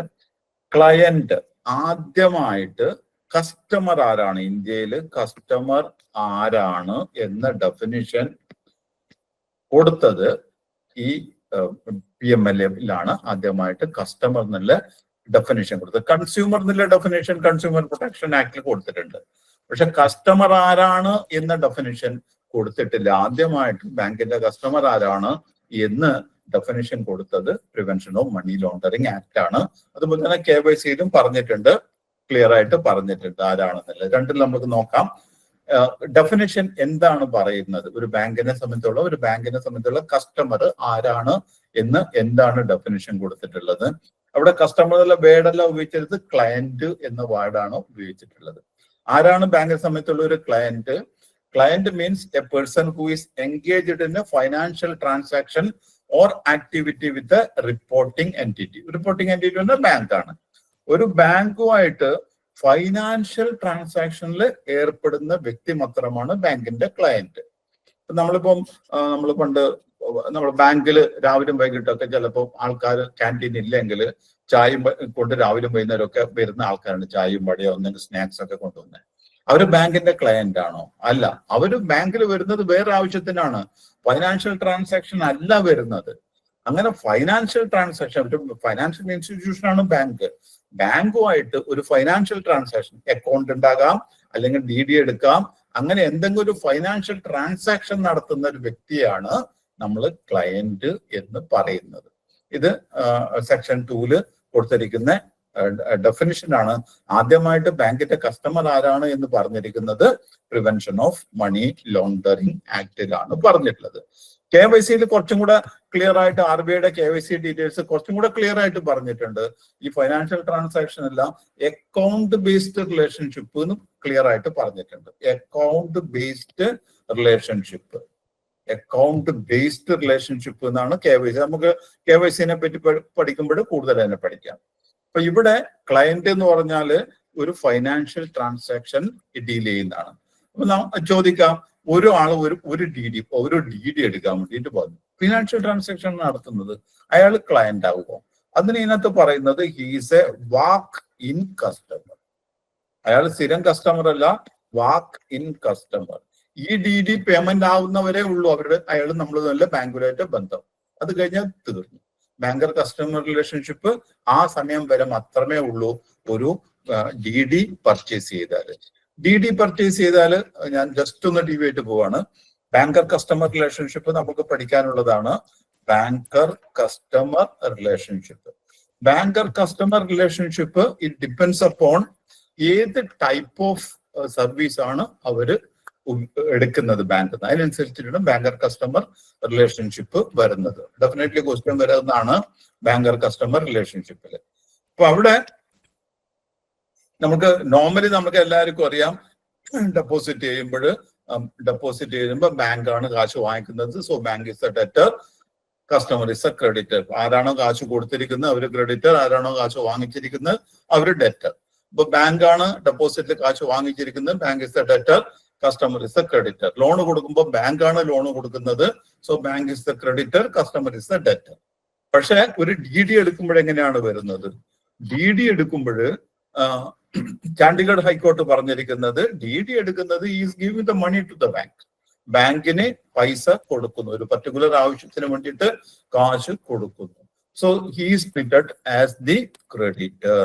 നമുക്ക് ബാങ്കർ കസ്റ്റമർ പഠിക്കുമ്പോൾ വിശദമായിട്ട് പഠിക്കാം.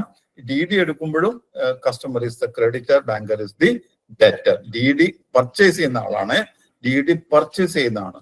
DD പേ ആണെങ്കിലോ it is different. Is the bank is the trustee, customer is the beneficiary.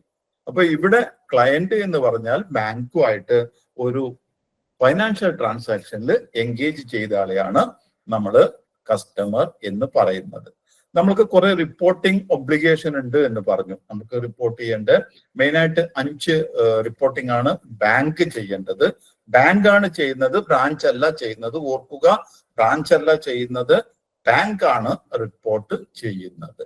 അവരുടെ ഹെഡ് ഓഫീസിലോ എവിടെയാണ് സംവിധാനം വെച്ചിട്ട് അവരുടെ പ്രിൻസിപ്പൽ ഓഫീസ് മുഖാന്തരമാണ് റിപ്പോർട്ടിംഗ് ചെയ്യേണ്ടത്. എന്തൊക്കെയാണ് ട്രാൻസാക്ഷൻ റിപ്പോർട്ട് നമ്മൾക്ക് റിപ്പോർട്ട് ചെയ്യേണ്ട ട്രാൻസാക്ഷൻ?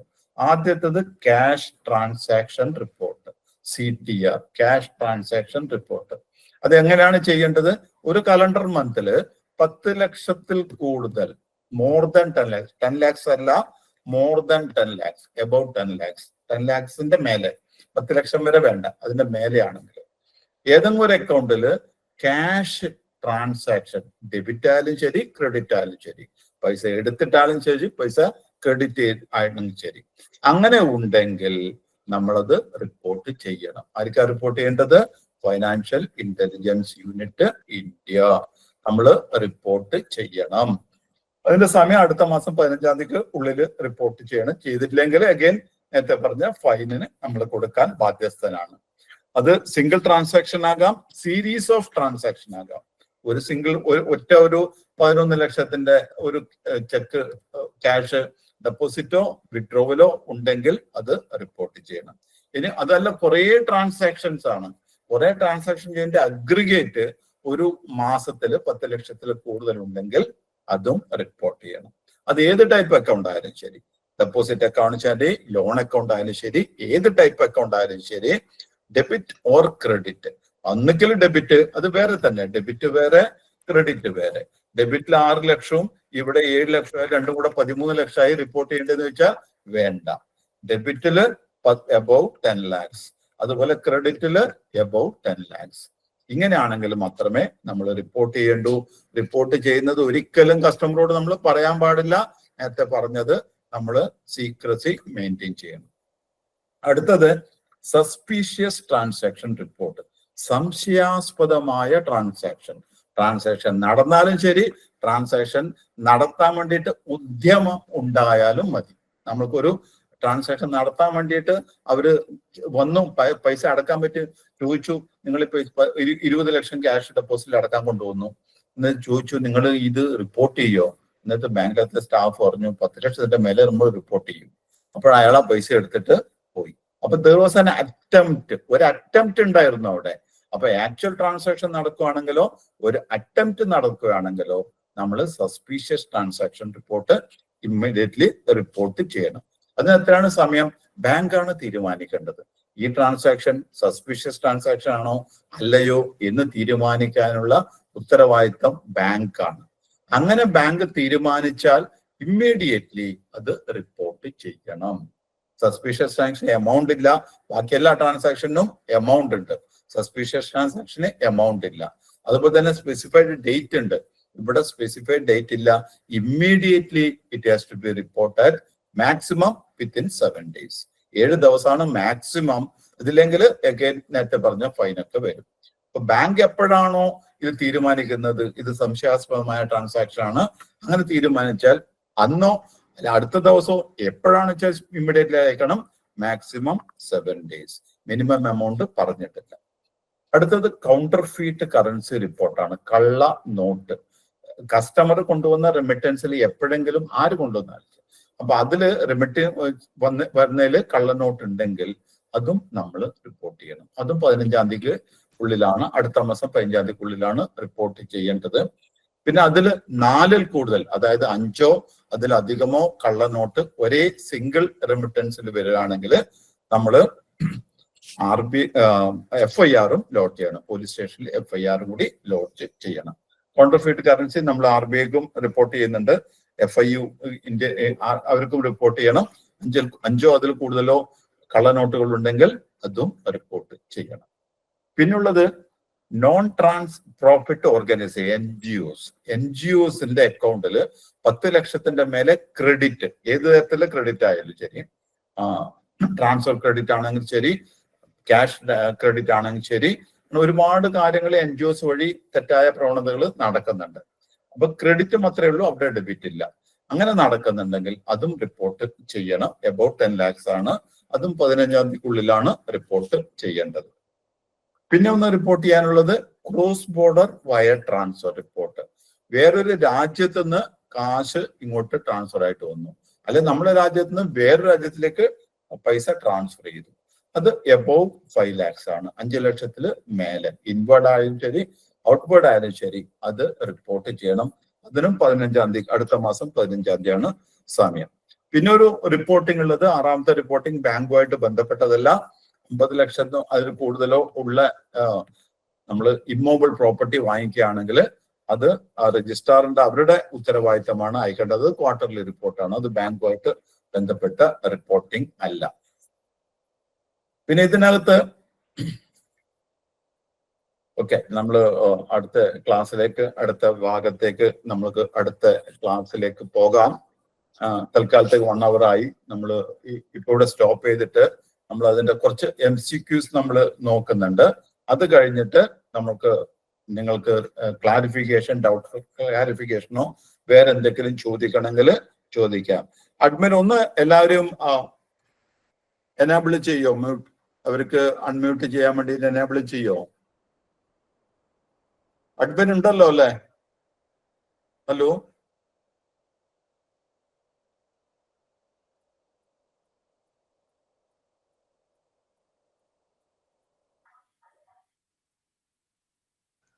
മൈക്ക് യൂസ് ചെയ്യാൻ സാറേ ഇനിയിപ്പോ എല്ലാവർക്കും. ആദ്യം നമുക്ക് കുറച്ച് MCQs നോക്കാം. അത് കഴിഞ്ഞിട്ട് നമുക്ക് ക്ലാരിഫിക്കേഷൻ, ഡൗട്ട് ക്ലാരിഫിക്കേഷൻ, നിങ്ങൾക്ക് എന്തെങ്കിലും സംശയം ചോദിക്കാനുണ്ടെങ്കിൽ അതൊക്കെ ചോദിക്കാവുന്നതാണ്. നമ്മുടെ MCQs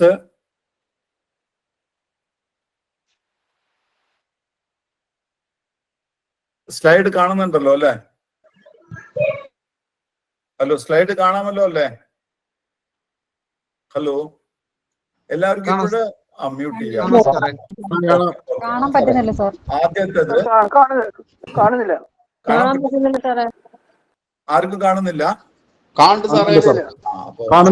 ഞങ്ങൾ കാണുന്നില്ല.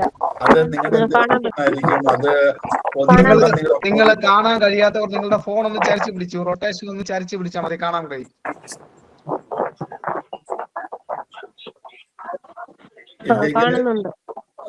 ഓക്കെ. ആദ്യത്തെ ക്വസ്റ്റ്യൻ വിച്ച്, സോറി 1 minute. ഈ മൈക്ക് ഓൺ ചെയ്യുന്നവര് സംസാരിച്ച ശേഷം ഓഫ് ചെയ്യണം. അത് ഓൺ ചെയ്ത് വെച്ചുകൊണ്ടിരിക്കുന്നത് ക്ലാസ്സിനെ ബാധിക്കും കേട്ടോ. Okay. Which among the following is money loan? താഴെ പറയുന്നതിൽ ഏതാണ് മണി ലോണ്ടറിങ്? അതാണ് ചോദ്യം. താഴെ പറയുന്നതിൽ ഏതാണ് money laundering? Washing and cleaning soiled notes and dirty currency notes into clean notes. മുഷിഞ്ഞ ബാങ്ക് നോട്ടുകള്, കറൻസി നോട്ടുകള് വാഷ് ചെയ്ത് നീറ്റാക്കി വെക്കുന്നതാണ് മണി ലോണ്ടറിങ്. അതാണ് ഒരു option. Printing and circulating counterfeit, നമ്മൾ ഫേക്ക് ആയിട്ടുള്ള നോട്ട് അടിക്കുകയും സർക്കുലേറ്റ് ചെയ്യുന്നതാണ് മണി ലോണ്ടറിങ്. മൂന്നാമത് reckless spending of large amount of money, ഒരുപാട് പൈസ അനാവശ്യമായിട്ട് ദൂർത്തടിച്ച് കളയുന്നതാണ് മണി ലോണ്ടറിങ്. നാലാമത് conversion of illegally obtained money into legal money through banking and financial channel. ഏതാണ് കറക്റ്റ് ഓപ്ഷൻ? ഏതാണ്? ഡി ആണ്. ആർക്കും ഡൗട്ട് ഒന്നുമില്ലല്ലോ? ഇതിനകത്ത് ആർക്കും ഡൗട്ട് ഇല്ലല്ലോ? ഇല്ലല്ലോ? ഓക്കെ. അടുത്തത്, in case of money laundering the illegal money is obtained through predicate crime. ഒരു തെറ്റുന്നാണ് ഈ പൈസ കിട്ടുന്നത്. എന്ത് ആയാലും തെറ്റാണ്. അവർ തെറ്റായ വഴിക്ക് കൂടെ കിട്ടുമ്പോഴാണ് ഇല്ലീഗൽ മണി ആകുന്നത്. കറപ്ഷനും എക്സ്റ്റോർഷനും ബ്രൈബും ഇതൊക്കെ തെറ്റായതാണ്, ഇല്ലീഗലാണ്. Which among the following is a predicate crime? താഴെ പറയുന്നതിൽ ഏതാണ് പ്രെഡിക്കേറ്റ് ക്രൈം? ഒരു option, obtaining huge profit through online trading of security. Online ട്രേഡിംഗിലൂടെ ഒരുപാട് പ്രോഫിറ്റ് കിട്ടുന്നത് കള്ളപ്പണം വെളുപ്പിക്കലിൽപ്പെടും. Charging exorbitant rate of interest on loans, ലോണിൽ ഒരുപാട് പലിശ ചാർജ് ചെയ്യുന്നത് മണി ലോണ്ടറിംഗിൽ പെടും. Earning actual profit of 100 crores from business and showing profit of 10 crores for income tax purpose. 100 കോടി ആക്ച്വലി പ്രോഫിറ്റ് ഉണ്ടായി, പക്ഷെ ഇൻകം ടാക്സ് പർപ്പസിന് അത് ടാക്സ് എവേഷൻ. ഇവിടെ വരുന്നത് സി ആണ് right option, because that is tax evasion. Tax കൊടുക്കാതിരിക്കാൻ വേണ്ടിയിട്ടാണ് ചെയ്യുന്നത്. That is a illegal. അപ്പൊ ലീഗൽ അല്ല. അപ്പൊ അതാണ് സി ആണ് ഇതിനകത്ത് റൈറ്റ് ഓപ്ഷൻ. മൂന്നാമത്തത്, the term money laundering was first used by ആരാണ് വൈൽ റിപ്പോർട്ടിംഗ് ഏത് സ്കാം ആണ്? New York Times, chopper gate. Chopper gate പറഞ്ഞാൽ നമ്മുടെ അഗസ്റ്റ വെസ്റ്റ് അതിന്റെ ഹെലികോപ്റ്റർ ആൻഡ് അതിനകത്ത് ബ്രൈബിന്റെ ഒക്കെ അതൊരു കേസായിരുന്നു. Guardian and Watergate, Washington Post and China gate. China gate പറഞ്ഞാൽ നിക്സന്റെ ഇലക്ഷന്റെ സമയത്ത് ചൈനക്കാർ ഒരുപാട് പൈസ അവിടെ ഒഴുക്കി, അതാണ് China gate. BBC and water gate. ഏത് പേപ്പറാണ്? ഏത് സ്കാമാണ്? ഗാർഡിയൻ ന്യൂസ് പേപ്പറാണ്. ആദ്യം ഗാർഡിയൻ ന്യൂസ് പേപ്പറാണ് ഇത് ആദ്യം ഈ വേർഡ് യൂസ് ചെയ്തത്. വാട്ടർ ഗേറ്റ് സ്കാമിലാണ്, സ്കാൻഡലാണ്. ഇത് വാട്ടർ ഗേറ്റ് പറഞ്ഞ ഒരു ബിൽഡിങ്ങിന്റെ പേരാണ്. ഡെമോക്രാറ്റ്സിന്റെ ഇലക്ഷന്റെ ക്യാമ്പയിൻ നടത്തിയിട്ടുള്ള ബിൽഡിങ്ങിന്റെ പേരായിരുന്നു. അവിടെയാണ് ആദ്യമായിട്ട് യൂസ് ചെയ്ത്. പിന്നെ അമേരിക്കയിലത്തെ ആൾക്കാരെല്ലാം യൂസ് ചെയ്യാൻ തുടങ്ങി, അവിടെ കോടതിയിൽ യൂസ് ചെയ്യാൻ തുടങ്ങി, പിന്നെ ലോകം മുഴുവൻ ഈ പേര് യൂസ് ചെയ്യാൻ തുടങ്ങി. ബി ആണ് റൈറ്റ് ഓപ്ഷൻ. നാലാമത്തെ, which among the following are the 3 stages in money laundering? അത് പറഞ്ഞു, മണി ലോണ്ടറിംഗിൽ 3 സ്റ്റേജുകൾ ഉണ്ട്. ആദ്യത്തേത്, രണ്ടാമത്തെ, മൂന്നാമത്തത്. ഇതിൽ 6 കൊടുത്തതിൽ ഏതൊക്കെയാണ് സ്റ്റേജുകൾ? പ്ലേസ്മെന്റ് സ്റ്റേജ് ആണോ? പ്ലേസ്മെന്റ് അതിന്റെ ഒരു സ്റ്റേജ് ആണോ? അതെ, പ്ലേസ്മെന്റ് സ്റ്റേജ്. പാക്കേജിംഗ് സ്റ്റേജ് ആണോ? ലാവെൻഡർ സ്റ്റേജ് ആണോ? അല്ല. ലെയറിംഗ് സ്റ്റേജ് ആണോ? ഇന്റിമിഡേറ്റിംഗ് സ്റ്റേജ് ആണോ? ഇന്റഗ്രേഷൻ സ്റ്റേജ് ആണോ? ഇവിടെ ഒന്നാമത്തതും നാലാമത്തതും ആറാമത്തതാണ്. ആരുടെ രണ്ട് നിങ്ങളുടെ സൗണ്ട് വല്ലാതെ വരുന്നുണ്ട്. നമ്മുടെ ലാപ്ടോപ്പും മൈക്കും രണ്ടും കൂടെ യൂസ് ചെയ്യുമ്പോൾ ഈ സൗണ്ട് ഒക്കെ വരും. അത് 2 മെഷീൻ ഒരിക്കലും ഉപയോഗിക്കരുത്, അത് ഒന്നേ ഉപയോഗിക്കാൻ പാടുള്ളൂ. ഇപ്പൊ പ്ലേസ്മെന്റ് കറക്റ്റ് ആണ്, ലെയറിംഗ് കറക്റ്റ് ആണ്, ഇന്റഗ്രേഷൻ കറക്റ്റ് ആണ്. 1, 4 and 6 ആണ്. 1, 4 and 6 ദാറ്റ് ഈസ് എ ആണ് റൈറ്റ് ഓപ്ഷൻ. അഞ്ചാമത്തത്, at which among the followings? 3 stage പറഞ്ഞു. Stages of money laundering. Illegally obtained money is transferred through various accounts. ഒരു അക്കൗണ്ടിൽ നിന്ന് വേറെ അക്കൗണ്ടിലേക്ക്, ഒരു ബാങ്കിൽ നിന്ന് വേറൊരു ബാങ്കിലേക്ക്, ഒരു രാജ്യത്ത് നിന്ന് വേറൊരു രാജ്യത്തേക്ക് തിരിച്ചു മറിച്ചും ഒക്കെ ട്രാൻസ്ഫർ ചെയ്യുന്ന ഓഡിറ്റ് ട്രെയിൽ നിന്ന് ഒഴിവാക്കാൻ വേണ്ടിയിട്ട് അത് ഏത് സ്റ്റേജിലാണ് വരുന്നത്? പ്ലേസ്മെന്റിലാണോ, ലെയറിംഗ് ആണോ,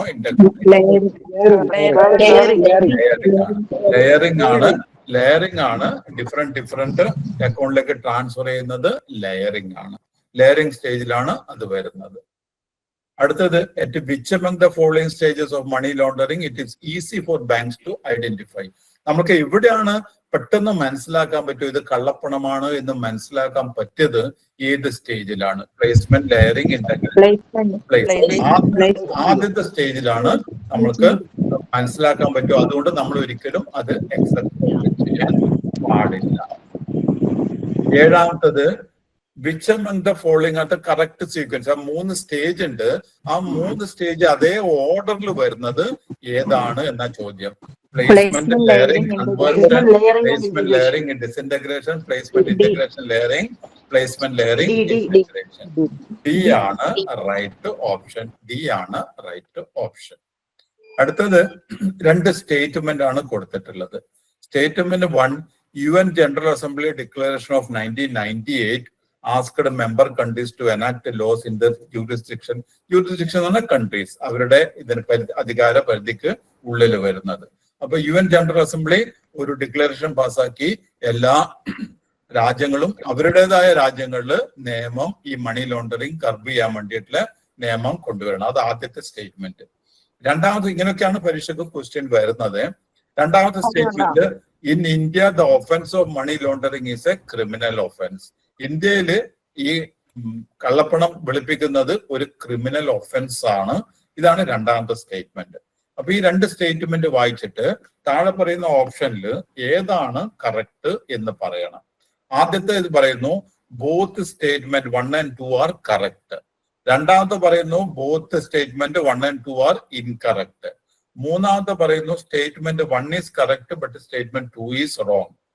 നാലാമത്തെ പറയുന്നു statement 1 is incorrect but statement 2 is correct. ഇത് ഏതാണ് കറക്റ്റ് ആയിട്ട് വരുന്നത്? രണ്ടും കറക്റ്റ് ആണ്. അപ്പോ option A is the right one. അടുത്തത്, what is the punishment for an offence of money laundering? ഇന്ത്യയിൽ മണി ലോണ്ടറിങ് ചെയ്തു എന്ന് തെളിയിക്കപ്പെടുകയാണെങ്കിൽ അവർക്കുള്ള പണിഷ്മെന്റ് എത്ര കൊല്ലത്തേക്കാണ്? 1 to 3 years, 3 to 7 years. 3 to 7 years ആണ്. അതേസമയം അത് ഡ്രഗ്സുമായിട്ട് ബന്ധപ്പെട്ട് ആണെങ്കിൽ 3 to 10 years ആണ്. അത് റിഗറസ് ഇംപ്രിസൺമെന്റ് ആണ്. റിഗറസ് ഇംപ്രിസൺമെന്റ് ആണ് പ്ലസ് ഫൈനിനും അവര് ബാധ്യസ്ഥനാണ്. അപ്പൊ 3 to 7 years ആണ് വരുന്നത്.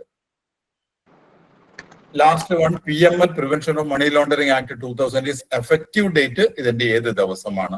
1/7/2002, 1/17/2003, 17/2005, 1/7/2005. അപ്പൊ ഈ ഡേറ്റ് മുതലാണ് ഇത് എഫക്റ്റീവ് ഡേറ്റ്. അപ്പൊ ഒരു സൗണ്ട് വരുന്നുണ്ടല്ലോ, ആരുടെ മൈക്കാണെന്ന് ഒന്ന് നോക്കൂ. ഓക്കെ, അപ്പൊ ഇത് നമ്മള് ആദ്യത്തെ ക്ലാസ് ആയതുകൊണ്ട് നമ്മൾ 10 MCQs മാത്രമേ വെച്ചിട്ടുള്ളൂ. നമുക്ക് കൂടുതൽ MCQs അടുത്ത ദിവസം മുതൽ നമുക്ക് ഡെഫിനറ്റ്ലി ഡിസ്കസ് ചെയ്യാം. നമ്മൾ റിപ്പോർട്ട് ചെയ്യേണ്ടത്, ബാങ്കുകൾ റിപ്പോർട്ട് ചെയ്യേണ്ടത്, ബാങ്കിൽ ഒരു പ്രിൻസിപ്പൽ ഓഫീസർ ഉണ്ടാകും.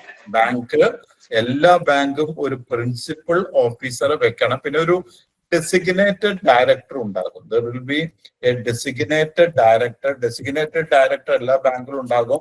അവരാണ് ഓവറോൾ ഇൻചാർജ്. അവരെ കംപ്ലൈൻസ് എല്ലാം നോക്കേണ്ടത് ഈ ഡെസിഗ്നേറ്റഡ് ഡയറക്ടർ ആണ്. ഓരോ ബാങ്കിലും ഉണ്ടാകും. അവർ നോർമലി ആ ബാങ്കിന്റെ ഒരു എക്സിക്യൂട്ടീവ് ഡയറക്ടറോ ഡയറക്ടർ ഇല്ല ഒരാളെയാണ് ഡെസിഗ്നേറ്റഡ് ഡയറക്ടർ ആയിട്ട് വെക്കുന്നത്. എല്ലാ ബാങ്കിലും ഒരു ഡെസിഗ്നേറ്റഡ് ഡയറക്ടർ ഉണ്ടാവും. ഇത് ഓവറോൾ കംപ്ലൈൻസ് നോക്കാൻ വേണ്ടിയിട്ട്. പിന്നെ അതുപോലെ ഒരു പ്രിൻസിപ്പൽ ഓഫീസർ ഉണ്ടാകും. അത് ഒരു സീനിയർ ഒഫീഷ്യൽ ആയിരിക്കും. അവരാണ് റിപ്പോർട്ട് ചെയ്യേണ്ടത്. ഫൈനാൻഷ്യൽ ഇന്റലിജൻസ് യൂണിറ്റിന് റിപ്പോർട്ട് ചെയ്യേണ്ടത് ഈ പ്രിൻസിപ്പൽ ഓഫീസറുടെ അയാളുടെ ഉത്തരവാദിത്തമാണ്. He has to report. എല്ലാ റിപ്പോർട്ടിങ് ചെയ്യേണ്ടത് പ്രിൻസിപ്പൽ ഓഫീസറാണ്. അതുപോലെ തന്നെ ഈ ലോ എൻഫോഴ്സ്മെന്റ് അതോറിറ്റിയുമായിട്ട് ഒരു പ്രോപ്പർ കോർഡിനേഷൻ വെക്കേണ്ടതും ഈ പ്രിൻസിപ്പൽ ഓഫീസറുടെ ഉത്തരവാദിത്തമാണ്. അദ്ദേഹമാണ് റിപ്പോർട്ട് ചെയ്യേണ്ടത്. അപ്പൊ 5 റിപ്പോർട്ടിംഗ് ആണ് ബാങ്കുകൾക്ക് ചെയ്യാനുള്ളത്. ഒന്ന് CTR, cash transaction report above 10 lakhs, debit or credit, single or series of transactions in a month. അതാണ് റിപ്പോർട്ട് ചെയ്യേണ്ടത്. അത് റിപ്പോർട്ട് ചെയ്യേണ്ട സമയം അടുത്ത മാസം 15-ാം തീയതിക്ക് ഉള്ളില്. പിന്നെ കൗണ്ടർഫീറ്റ് കറൻസി റിപ്പോർട്ട്, അത് ഒരു നോട്ടോ ഒന്നിൽ കൂടുതൽ നോട്ടോ ആയാലും നമ്മൾ റിപ്പോർട്ട് ചെയ്യണം. അത് റിപ്പോർട്ട് ചെയ്യേണ്ടതും അടുത്ത മാസം 15-ാം തീയതിക്ക് ഉള്ളിലാണ്. ചെയ്തില്ലെങ്കിൽ ഫൈനാൻഷ്യൽ ഇന്റലിജൻസ് യൂണിറ്റിനെ നമ്മുടെ പേരിൽ ചാർജ് ചെയ്യാവുന്നതാണ്. അപ്പൊ 5 അതിൽ കൂടുതലോ എബോവ് 4, അതായത് 5 അതിൽ കൂടുതലോ കള്ള നോട്ടുകൾ ഉണ്ടെങ്കിൽ നമ്മൾ FIR-ഉം ലോഡ്ജ് ചെയ്യേണ്ടത് നമ്മുടെ ഉത്തരവാദിത്തമാണ്. സസ്പീഷ്യസ് ട്രാൻസാക്ഷൻ റിപ്പോർട്ടിന് പൈസ പറയുന്നില്ല, എത്രയാണെന്ന് പറയുന്നില്ല. ഒരു ആക്ച്വൽ ട്രാൻസാക്ഷൻ നടക്കുകയോ അല്ലെങ്കിൽ ഒരു സസ്പീഷ്യസ് ഒരാൾ വന്നിട്ട് ചോദിച്ചിട്ട് ഭയങ്കര അവരുടെ ഡൗട്ട് ബാങ്കിന് വരുമ്പോൾ we can report that suspicious transaction report. Amount പറഞ്ഞിട്ടില്ല, that has to be reported immediately or maximum within 7 days. അതൊരു സസ്പീഷ്യസ് ട്രാൻസാക്ഷൻ ആണെന്ന് ബാങ്ക് തീരുമാനിച്ചാൽ വിത്തിൻ 7 days നമ്മൾ റിപ്പോർട്ട് ചെയ്യണം. പിന്നെ ഉള്ളത് നോൺ പ്രോഫിറ്റ് ഓർഗനൈസേഷൻ്റെ ആണ്. Non profit organisation, non government organisation, അവർക്ക് എബൌട്ട് 10 lakhs നമുക്ക് ക്രെഡിറ്റ് മാത്രം മതി. അവിടെ ഏത് തരത്തിലുള്ള ക്രെഡിറ്റും, ക്യാഷോ വേറെ ഏത് തരത്തിലാണെങ്കിലും എബൌട്ട് 10 lakhs ആണെങ്കിൽ അതും റിപ്പോർട്ട് ചെയ്യണം. That has to be reported within 15th. പിന്നെ ഉള്ളത് നമുക്ക് ക്രോസ് ബോർഡർ വയർ ട്രാൻസ്ഫർ റിപ്പോർട്ടാണ്. അവിടെ വേറെ രാജ്യത്ത് നിന്ന് ഇവിടത്തേക്ക് ഇവരുടെ ഇന്ത്യയിലത്തെ ആരുടെയും അക്കൗണ്ടിലേക്ക് 5 ലക്ഷത്തിൽ മേലെ വരികയാണെങ്കിലോ അത് 5 ലക്ഷമാണ് അവിടെ വരുന്നത്. 5 ലക്ഷത്തിൽ മേലെ വരികയാണെങ്കിലോ അല്ലെങ്കിൽ ഇന്ത്യയിൽ നിന്ന് പുറത്ത് എവിടെയെങ്കിലും ട്രാൻസ്ഫർ ചെയ്യുകയാണെങ്കിലോ നമ്മളത് റിപ്പോർട്ട് ചെയ്യണം. ഇതൊക്കെയാണ് നമ്മൾ റിപ്പോർട്ടിങ് വരുന്നത്. ഇനി അടുത്തൊരു 10 minutes നമുക്കുണ്ട്. നമ്മൾ ഇതുവരെ എടുത്തതിൽ ആർക്കെങ്കിലും എന്തെങ്കിലും ഡൗട്ടുകൾ ഉണ്ടെങ്കിൽ ആർക്കെങ്കിലും ചോദിക്കാം. ഇപ്പോഴും ഓപ്പൺ ആണ്. സാറേ ഒരു കാര്യം ചെയ്യട്ടെ, സസ്പീഷ്യസ് ട്രാൻസാക്ഷൻ നമ്മൾ ശരിക്കും ഒരു കസ്റ്റമർ വന്ന് അയാളുടെ കയ്യിൽ ഒരു 20 lakhs അടയ്ക്കാനുണ്ടെന്ന് പറഞ്ഞ് നമുക്ക് ആ ഒരു ഇത് വെച്ച് നമുക്ക് റിപ്പോർട്ട് ചെയ്യാൻ പറ്റുമോ? പറ്റുമല്ലോ നമ്മൾ ചെയ്യണം എന്നാണ് പറയുന്നത്. നമുക്ക് എവിഡൻസ് ഉണ്ടോ? എവിഡൻസ് ഇല്ലല്ലോ. നമുക്ക് ഒരാള് ബാങ്കില് ക്യാമറ ഉണ്ടോ? നിങ്ങളുടെ അടുത്ത് ക്യാമറ ഉണ്ടോ? ബാങ്കിൽ ക്യാമറ ഉണ്ടോ? അതൊരു എവിഡൻസ് അല്ലേ? നമ്മൾക്ക് റിപ്പോർട്ട് ചെയ്യണം എന്നാണ് നിയമം പറയുന്നത്. Attempted transaction. ഓക്കെ, പലതരത്തിലുള്ള അറ്റംപ്റ്റ് ആകാം. ഒരാളുടെ അക്കൗണ്ട് ഓപ്പൺ ചെയ്യാൻ വന്നിട്ട് അയാള് നമ്മള് പാൻ ചോദിക്കുമ്പോൾ അയാൾ പാൻ ഉണ്ട് എന്ന് പറയുന്നത്, പക്ഷെ പാൻ തരുന്നില്ല. പാൻ ഞാൻ തരില്ല, ഇല്ലേ നിങ്ങൾ അക്കൗണ്ട് തുടങ്ങണ്ട, അതും സസ്പീഷ്യസ് ട്രാൻസാക്ഷൻ ആണ്. അയാൾ എന്തുകൊണ്ട് പാൻ തരുന്നില്ല? there is a suspicion. അപ്പൊ ബാങ്ക് തീരുമാനിക്കണം. ബാങ്ക് തീരുമാനിച്ചു കഴിഞ്ഞാൽ ബാങ്കാണ് തീരുമാനിക്കേണ്ടത് സസ്പീഷ്യസ് ട്രാൻസാക്ഷൻ ആണോ. ബാങ്ക് തീരുമാനിച്ചു കഴിഞ്ഞാൽ വിത്തിൻ 7 days നമ്മൾ റിപ്പോർട്ട് ചെയ്യാം. ക്ലിയർ ആണോ? Okay sir. ആർക്ക് ഡൗട്ട് ചോദിക്കാം. നമ്മൾ ആ ഒരു സമയത്ത് വെച്ചിട്ട് നമുക്ക് ഫസ്റ്റ് ഡേ ആയതുകൊണ്ട് ഏകദേശം എത്രത്തോളം ആവും നമുക്ക് കറക്റ്റ് ആകുന്നുണ്ടോ അത് ശരിക്ക് വരാൻ അടുത്ത പ്രാവശ്യം നമുക്ക് അറിയാം സമയം എത്ര എടുക്കുന്ന. ഡൗട്ട് ഉണ്ടെങ്കിൽ ചോദിക്കാം. ആർക്ക് വേണം ചോദിക്കാം. ഹലോ സാറേ. പറഞ്ഞോളൂ സാറേ. ഇത് നമ്മളെ സംബന്ധിച്ചുള്ള ഇപ്പൊ ഒരു ടഫ് സബ്ജക്റ്റ് ആണ് ഈ നമ്മുടെ ആക്ടിംഗ് റൂൾ ഒരു ടഫ് സബ്ജക്ട്. മെയിൻ ആയിട്ടുള്ള കാര്യങ്ങളെല്ലാം നമ്മൾ നോക്കണ്ടുള്ളൂ. നമ്മൾ മെയിൻ ആയിട്ടുള്ള കാര്യങ്ങൾ ഞാൻ അത്ര ടഫായാലും ഒരുപാട് ടഫായ കാര്യങ്ങൾ ഇതിനകത്തുണ്ട്. ഞാൻ അത്രയൊന്നും പോയിട്ടേ ഇല്ല. നല്ലതായിരിക്കും തോന്നുന്നു. സെക്ഷൻ 3 നമ്മൾ ഓർത്ത് വെക്കുക. ഇവിടെയാണ് ഒഫൻസ് പറയുന്നത്. സെക്ഷൻ 3 പറയുന്നത് ഒഫൻസ്. ഓക്കെ. സെക്ഷൻ 4 ഓർക്കുക, അവിടെ പണിഷ്മെന്റ് പറയുന്നു. സെക്ഷൻ 11A ഓർക്കുക, അവിടെ ID പ്രൂഫ് വേണമെന്ന് പറയുന്നു. സെക്ഷൻ 12. ഈ 4 ഓർത്ത് വെച്ചൂടെ? ഇത് ബാങ്കുമായിട്ട് നേരിട്ട് ബന്ധപ്പെട്ടതാ. ഓർത്ത് വെച്ചൂടെ? ഈ 4 ഓർത്ത് വെച്ചൂടെ? അത് ഓർത്ത് വെക്കാം സാറേ. ഇത് മതി. Sir, please repeat. ഏതാ? ഒന്നുകൂടെ പറയാമോ? നമ്മള് PMLA നമ്മളുമായിട്ട് ഡയറക്റ്റ് ആയിട്ട് ബന്ധപ്പെട്ട ബാങ്കുകളായിട്ട് ഡയറക്റ്റ് ആയിട്ട് ബന്ധപ്പെട്ട 4 സെക്ഷനാണ് ഉള്ളത്. Okay, 4 section. ഇത് ഇത്രയേ ഉള്ളൂ. ഈ 2 സെക്ഷനെ നമ്മളുമായിട്ട് ബന്ധപ്പെട്ടുള്ളൂ. അവിടെ സെക്ഷൻ 3 പറയുന്നത് ഈ ഒഫൻസ് എന്താണ്? Prevention of money laundering act. Money laundering എന്താണ്? The offence of money laundering എന്താണ്? അത് എവിടെ പറയുന്നു എന്ന് നിങ്ങൾ ചോദിച്ചാൽ അങ്ങനെയാണ് സാധാരണ ചോദിക്കുക. അത് എവിടെയാ പറയുന്നത്? സെക്ഷൻ 3 അവിടെയാണ് പറയുന്നത് മണി ലോണ്ടറിങ് എന്താണ് എന്ന് പറയുന്നത് സെക്ഷൻ 3. സെക്ഷൻ 4 പറയുന്നത് പണിഷ്മെന്റ്, റിഗറസ് ഇംപ്രിസൺമെന്റ് ആണ്. അത് കോഗ്നിസബിൾ ആണ്. അതിന് കോഗ്നിസബിൾ ഒഫൻസ് എന്ന് പറഞ്ഞാല് നമ്മൾക്ക് സാധാരണ ഒരു ഒഫൻസ് ആകുമ്പോൾ നമ്മൾക്ക് മജിസ്ട്രേറ്റിന്റെ വാറണ്ട് വേണം, അറസ്റ്റ് വാറണ്ട് ഒക്കെ വേണം. കോഗ്നിസബിൾ ഒഫൻസിന് അത് വേണ്ട. നമ്മൾ ഒരാളെ മർഡർ ചെയ്തിട്ട് പ്രതി അവിടെ തന്നെ ഉണ്ട്. ഈ പ്രതിനെ അറസ്റ്റ് ചെയ്യാൻ വേണ്ടിയിട്ട് ഈ നമ്മുടെ ജഡ്ജിന്റെ അടുത്തേക്ക് പോകുന്ന ശരിയല്ല. ഇയാള് അവിടുന്ന് രക്ഷപ്പെടും. അപ്പൊ അയാൾ അപ്പോഴും തന്നെ അറസ്റ്റ് ചെയ്യാൻ വേണ്ടിയിട്ട് പോലീസിന് അധികാരമുണ്ട്. അതാണ് കോഗ്നിസബിൾ ഒഫൻസ്. അപ്പൊ നോൺ ബെയിലബിൾ കൂടിയാണ്. ഇതിനത് ബെയിൽ കിട്ടാൻ സാധ്യത കുറവാണ്. ഈ മണി ലോണ്ടറിങ് ചെയ്താൽ അതിന്റെ ഒഫൻസ് ആയാല് ബെയിൽ കിട്ടാൻ വേണ്ടി സാധ്യത. നോൺ ബെയിലബിൾ ആണ്, കോഗ്നിസബിളും ആണ്. കോഗ്നിസബിൾ എന്ന് പറഞ്ഞാൽ അറസ്റ്റ് വാറണ്ട് ജഡ്ജിന്റെ വേണ്ട. അപ്പൊ ഈ നേരിട്ട് വന്നിട്ട് അവർക്ക് അറസ്റ്റ് ചെയ്യാനുള്ള അധികാരമൊക്കെ ഇതിനകത്ത് കൊടുക്കുന്നുണ്ട്. അപ്പൊ ഇതാണ് സെക്ഷൻ 3 പറയുന്നത്. സെക്ഷൻ 4 പറയുന്നത് ഇവരുടെ പണിഷ്മെന്റ്. ഇത് കോഗ്നിസബിൾ ഒഫൻസ് ആയതുകൊണ്ട് ഏറ്റവും മിനിമം 3 കൊല്ലത്തെ റിഗറസ് ഇംപ്രിസൺമെന്റ് ആണ്. അതാണ് അതിനകത്ത് പറയുന്നത്. പിന്നെ 11 പറയുന്നത് നമ്മളൊരു അക്കൗണ്ട് തുടങ്ങണമെങ്കിൽ നമ്മൾ ID പ്രൂഫ് എടുത്തിട്ടേ അക്കൗണ്ട് തുടങ്ങാൻ പാടുള്ളൂ. ID പ്രൂഫ്, അഡ്രസ് പ്രൂഫ് ആളെ മനസ്സിലാക്കാതെ KYC ഇല്ലാതെ അക്കൗണ്ട് തുടങ്ങാൻ പാടില്ല എന്ന് പറയുന്നു സെക്ഷൻ 11.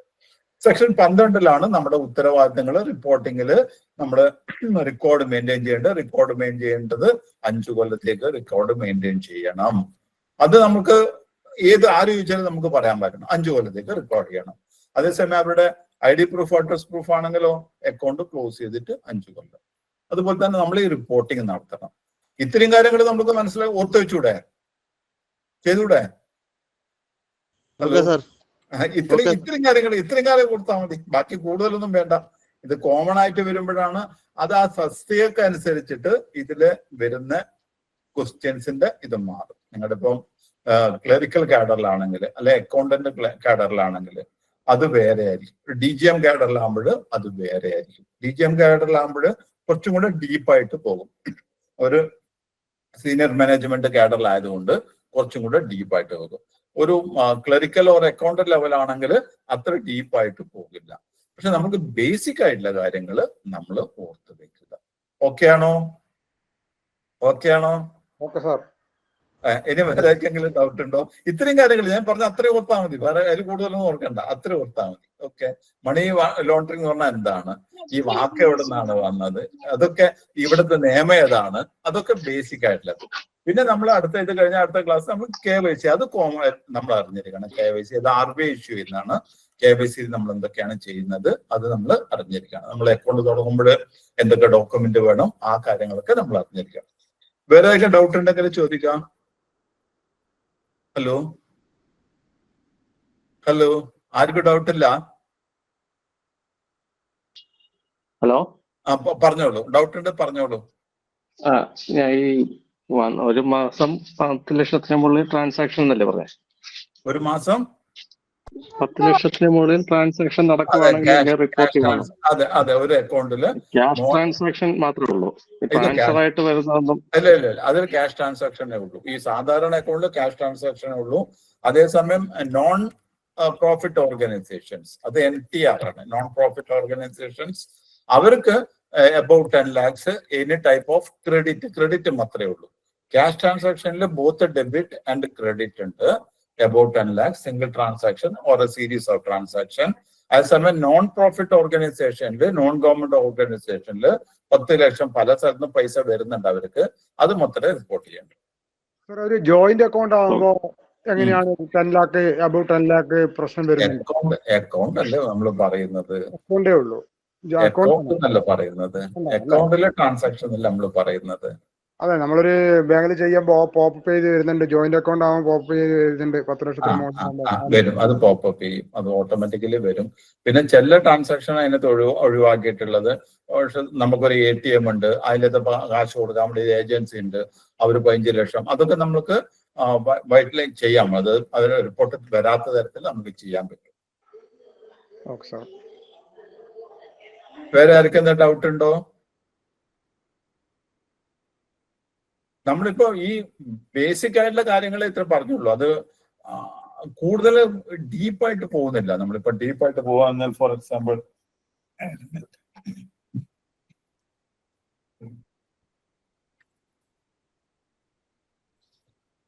ഇത് മണി ലോണ്ടറിങ്ങിന്റെ ബുക്കാണ്. Anti money laundering and know your customer. ഇത്രയും ഫുള്ള് ബുക്കൊന്നും നിങ്ങളെ 2 ദിവസം കൊണ്ട് നമ്മൾ പഠിപ്പിച്ചു തരത്തില്ല. ഇപ്പൊ ശരിക്ക് ബാങ്കിൽ നമ്മൾ ക്ലാസ് എടുക്കുമ്പോൾ ഇതാണ് നമ്മൾ പഠിപ്പിക്കുന്ന ബുക്ക്. ഇത്രയും വലിയ ബുക്കാണ് നമ്മൾ പഠിപ്പിക്കുന്നത്. Anti money laundering and know your customer IAMBF ബുക്കായത്. ഇത്രയും കാര്യങ്ങളൊന്നും നിങ്ങൾ ഒരിക്കലും നമ്മൾ പറഞ്ഞ നിങ്ങളിലേക്ക് എത്തിക്കില്ല. അതേസമയം ആരെങ്കിലും സ്പെസിഫിക് ആയിട്ട് ക്വസ്റ്റ്യൻ ചോദിക്കാനുണ്ടെങ്കിൽ നമുക്ക് ഇതിൽ പറയുന്ന കാര്യങ്ങളൊക്കെ പറയുകയും ചെയ്യാം സ്പെസിഫിക് ആയിട്ട്. പക്ഷെ നമ്മളതൊരു ക്ലറിക്കൽ അക്കൗണ്ടന്റ് ഓഫീസർ ആ തസ്തികയിലൊന്നും അത്രയും ആവശ്യമില്ല. അത്രയും ഡീപ്പായിട്ട് പോകേണ്ട ആവശ്യമില്ല. അതേസമയം AGM DGM എല്ലാം ആകുമ്പോൾ definitely you should know more about that.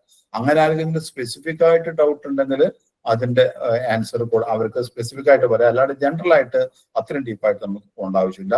General ആയിട്ടുള്ള നമ്മൾ മെയിൻ ആയിട്ടുള്ള കാര്യങ്ങൾ മാത്രമേ ഡിസ്കസ് ചെയ്യുന്നുള്ളൂ. മാക്സിമം 3 ഡേയ്സിന്റെ ഉള്ളിൽ AML KYC നമ്മൾ കംപ്ലീറ്റ് ചെയ്യും.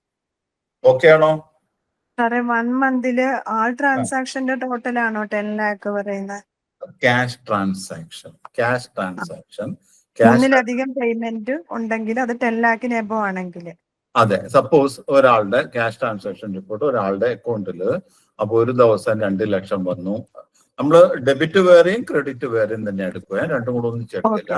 ഒരു 2 ലക്ഷം വന്നു, പിന്നെ ഒരു ദിവസം 3 ലക്ഷം വന്നു, പിന്നെ ഒരു ദിവസം 4 ലക്ഷം വന്നു, പിന്നെ ഒരു ദിവസം 3 lakhs വന്നു. ഇതെല്ലാം കൂടെ കൂട്ടിയും കൂടെ 12 ലക്ഷമായി ഇല്ലേ? 12 ലക്ഷമാണ് നമ്മൾ റിപ്പോർട്ട് ചെയ്യണം. ഒരു മാസത്തിൽ തന്നെയാണെങ്കിൽ, ഒരു കലണ്ടർ മന്ത് തന്നെയാണെങ്കിൽ 12 ലക്ഷത്തിൽ കൂടുതൽ വരുന്നുണ്ടെങ്കിൽ നമ്മളത് റിപ്പോർട്ട് ചെയ്യണം. ഇതൊക്കെ നമ്മൾ റിപ്പോർട്ട് ചെയ്യുന്ന ആരാണ്? ബാങ്കിലത്തെ സ്റ്റാഫ് അല്ല. അത് ഹെഡ് ഓഫീസിൽ നിന്ന് അവർ റിപ്പോർട്ട് എടുത്തിട്ട് അയക്കുകയാണ് ചെയ്യുന്നത്. ബാങ്കിലൊരു പ്രിൻസിപ്പൽ ഓഫീസർ ബ്രാഞ്ചിൽ നമ്മളിത് അയക്കുന്നില്ലല്ലോ നമ്മൾ വിചാരിക്കാൻ ടെൻഷൻ എടുക്കണ്ട. അത് ഓൾറെഡി അവിടെ പോപ്പപ്പ് ചെയ്യുന്ന പറഞ്ഞ പോലെ ഏത് അക്കൗണ്ടിലാണോ അത് ഓൾറെഡി സെറ്റ് ചെയ്തിട്ടുണ്ട്. അപ്പൊ ഏത് അക്കൗണ്ടിൽ വരും ഇമ്മീഡിയറ്റ്ലി അവർക്ക് ഇൻഫർമേഷൻ കിട്ടും. ഈ ബാങ്കിൽ ഇതിന്റെ മേലെ വന്നിട്ടുണ്ട്, ഈ പർട്ടിക്കുലർ അക്കൗണ്ട് വന്നിട്ടുണ്ട് എന്നുള്ള പോപ്പപ്പ് നമുക്ക് ഇൻഫർമേഷൻ കിട്ടും. അപ്പൊ അതിനനുസരിച്ചിട്ടാണ് അവര് ചെയ്യുന്നത്. ഓക്കെ, നമ്മുടെ ഉത്തരവാദിത്തം പറഞ്ഞോളൂ.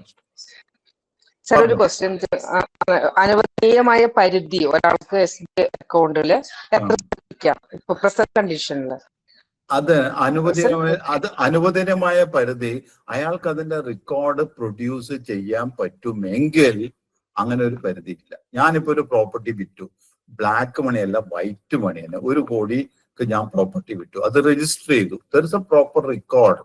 ആ റെക്കോർഡ് വെച്ചിട്ട് ഞാൻ അത് ഡെപ്പോസിറ്റ് ചെയ്താൽ ബാങ്കുകാർ ചോദിക്കും 1 കോടി നിങ്ങൾക്ക് എവിടുന്ന് കിട്ടി ചോദിക്കണം. അപ്പൊ ഞാൻ അതായത് റെക്കോർഡ് ഓക്കെ. അല്ലെങ്കിൽ അതൊരു ബാങ്കിന്റെ DD ആണ്. ബാങ്കിന്റെ DD എന്ന് പറയുമ്പോൾ നോർമൽ ആണല്ലോ. അപ്പൊ അതിനകത്ത് അങ്ങനെ വരുമ്പോൾ അതിന് പരിധിയില്ല. പിന്നെ ഒരു മൈനറുടെ അക്കൗണ്ടിൽ മാത്രം കുറച്ച് റെസ്ട്രിക്ഷൻസ് ഉണ്ട്, സ്മോൾ അക്കൗണ്ടിലുണ്ട് പരിധിയുണ്ട്. അങ്ങനെ ചില അക്കൗണ്ടിൽ മാത്രമേ പരിധികളുള്ളൂ. പൊതുവെ പരിധികളില്ല. സ്പെസിഫിക് ആയിട്ട് പരിധികൾ, ജനറൽ ആയിട്ട് പരിധിയില്ല. സ്പെസിഫിക് ആയിട്ട് ഈ ടൈപ്പ് അക്കൗണ്ടിലേക്ക് അതെങ്ങനെ പറ്റും എന്ന് വെച്ചാൽ അതിനനുസരിച്ചിട്ടാണ്. അപ്പൊ ഒരു ബാങ്കിന്റെ അടുത്ത് ഒരു കോബ്ലർ വർക്ക് അയാൾക്ക് അത്ര കിട്ടുക 500 1000 കിട്ടുമായിരിക്കും ഒരു ദിവസം. അയാൾ ഒരു 5 ലക്ഷത്തിന്റെ ചെക്കും കൊണ്ട് വരുമ്പോൾ നമ്മൾ ചോദിക്കണം. അതാണ് നമ്മുടെ ഉത്തരവാദിത്തം. അപ്പൊ നമ്മളത് KYC, അതാണ് നമ്മുടെ KYC വരുന്നത്, നോ യുവർ കസ്റ്റമർ. നമ്മൾ കസ്റ്റമർ അറിഞ്ഞിരിക്കണം, അവർക്ക് എവിടുന്ന പൈസ കിട്ടുന്നത് അറിഞ്ഞിരിക്കണം, അത് അവരുടെ തന്നെ പൈസയാണോ എന്ന് അറിയിക്കണം. ഇതൊക്കെ ബാങ്കറുടെ ഉത്തരവാദിത്തത്തിൽ പെടുന്നതാണ്. നമ്മൾ എന്തിനാ അത് ചെയ്യുന്നത്? നാളെ നമ്മൾ വരെ ഇതിലൊന്നും പെടാതിരിക്കാൻ വേണ്ടിയിട്ടാണ് ചെയ്യുന്നത്. ഓക്കെ ആണോ സാറെ? കൗണ്ടർ ഫീറ്റ് നോട്ട് 5-ൽ താഴെ കിട്ടിയാൽ എന്ത് ചെയ്യണം? നമ്മൾ റിപ്പോർട്ട് ചെയ്യണം. നമ്മൾ 5 or above, അതായത് above 4 എന്നാണ് അതിനകത്ത് പറയുന്നത്. above 4 അതാവുമ്പോൾ അഡീഷണൽ ആയിട്ട് നമ്മൾ FIR ലോഡ്ജ് ചെയ്യണം. അതിന് കുറവാണെങ്കിലോ നമ്മൾ ഫൈനാൻഷ്യൽ ഇന്റലിജൻസ് യൂണിറ്റിന് ഇൻഫർമേഷൻ കൊടുക്കണം. നമ്മൾ RBIക്കും ഇൻഫർമേഷൻ കൊടുക്കും. ബാങ്കുകൾ ചെയ്യുന്നുണ്ട് ഓട്ടോമാറ്റിക്. നമ്മൾ ബ്രാഞ്ചിൽ എന്താ ചെയ്യുക? നമ്മൾ കൺട്രോളിംഗ് ഓഫീസിലേക്ക് അറിയിക്കുക. നമ്മൾ ബ്രാഞ്ചിന്റെ ഉത്തരവാദിത്തം എന്താണ്? ഈ ഡീറ്റെയിൽസ് കൺട്രോളിംഗ് ഓഫീസിൽ അറിയിക്കുക. അതൊരു പെർഫറേഷൻ ഷീറ്റ് ഉണ്ട്, അതിന്റെ റെസീറ്റ് കൊടുക്കണം. റെസീറ്റ് ആരാണ് സൈൻ ചെയ്യേണ്ടത്? കാഷ്യറും. ആരാണോ റിമിറ്റ് ചെയ്യുന്നത് അയാളുമാണ് സൈൻ ചെയ്യേണ്ടത്. റിമിറ്റർ ഞാൻ സൈൻ ചെയ്യില്ല എന്ന് പറഞ്ഞാണെങ്കിൽ കാഷ്യർ മൊത്തം സൈൻ ചെയ്ത് കൊടുക്കണം. ബാക്കി റിപ്പോർട്ട് ചെയ്യണം. എല്ലാം നെക്സ്റ്റ് മന്ത് 15-ാം തീയതിക്കുള്ളിൽ റിപ്പോർട്ട് ചെയ്യണം. ബ്രാഞ്ച് ലെവലിൽ നിന്ന് നമ്മൾ കൺട്രോളിംഗ് ഓഫീസിലേക്ക് റിപ്പോർട്ട് ചെയ്യുക എന്ന നമ്മുടെ ഡ്യൂട്ടി. കൺട്രോളിംഗ് ഓഫീസും ഹെഡ് ഓഫീസിനും ഒറ്റ റിപ്പോർട്ടായിട്ട് അയക്കുക. ഓരോ ബ്രാഞ്ചും എന്റെ റിപ്പോർട്ടായിട്ടുള്ള അയക്കുക. ഒറ്റ റിപ്പോർട്ട് ഏതൊക്കെ ബ്രാഞ്ചാണ് ഏതൊക്കെയാണെന്നുള്ള ഡീറ്റെയിൽസ് കാണും. പക്ഷെ ഒറ്റ റിപ്പോർട്ടായിട്ടാണ് അയക്കുക. ഓക്കെ ആണോ? ഓക്കെ ഹലോ സാർ, പറഞ്ഞോളൂ. അതെ 10 ലക്ഷത്തിന് മീഡിയ ആണല്ലോ നമ്മൾ STR കൊടുക്കുന്നത്. അല്ല, STR നോ എമൗണ്ട് അല്ല, CTR. ഓക്കെ. അപ്പൊ അത് ഇപ്പൊ മാർച്ച് 25-ാം തീയതി ഒരാള് 6 ലക്ഷവും ഏപ്രിൽ 4-ാം തീയതി വേറെ 5 ലക്ഷവും ഇട്ടാൽ അയാളുടെ റിപ്പോർട്ടിംഗ് വേണോ? കലണ്ടർ മന്ത് അത് കണ്ടിന്യൂസ് ആയിട്ടുള്ള 30 ദിവസം കണക്കാക്കിയിട്ട് അത് വിവിധ കലണ്ടർ മന്ത് എന്ന് പറഞ്ഞാല് ജനുവരി, ഫെബ്രുവരി, മാർച്ചിൽ നടന്നത് മാത്രം മാർച്ചിൽ റിപ്പോർട്ട് ചെയ്യാം. ഏപ്രിൽ റിപ്പോർട്ട് ചെയ്യാം. മാർച്ച് അതുമായിട്ട് രണ്ടും കൂടെ കൂട്ടിക്കെടുത്തിട്ട് 30 ഡേയ്സ് അല്ല പറയുന്നത്, calendar month. Transactions in calendar month. March മാസത്തിൽ എത്ര ട്രാൻസാക്ഷൻ നടന്നു? 10 ലക്ഷം താഴെയാണെങ്കിൽ 10 ലക്ഷം വരെ ആണെങ്കിൽ റിപ്പോർട്ട് ചെയ്യേണ്ട. ഏപ്രിൽ എത്ര നടന്നു? അവിടെയും ഇങ്ങനെയാണെങ്കിൽ റിപ്പോർട്ട് ചെയ്യേണ്ട. ഇന്ന കലണ്ടർ മന്ത്. ഓക്കെ ആണോ?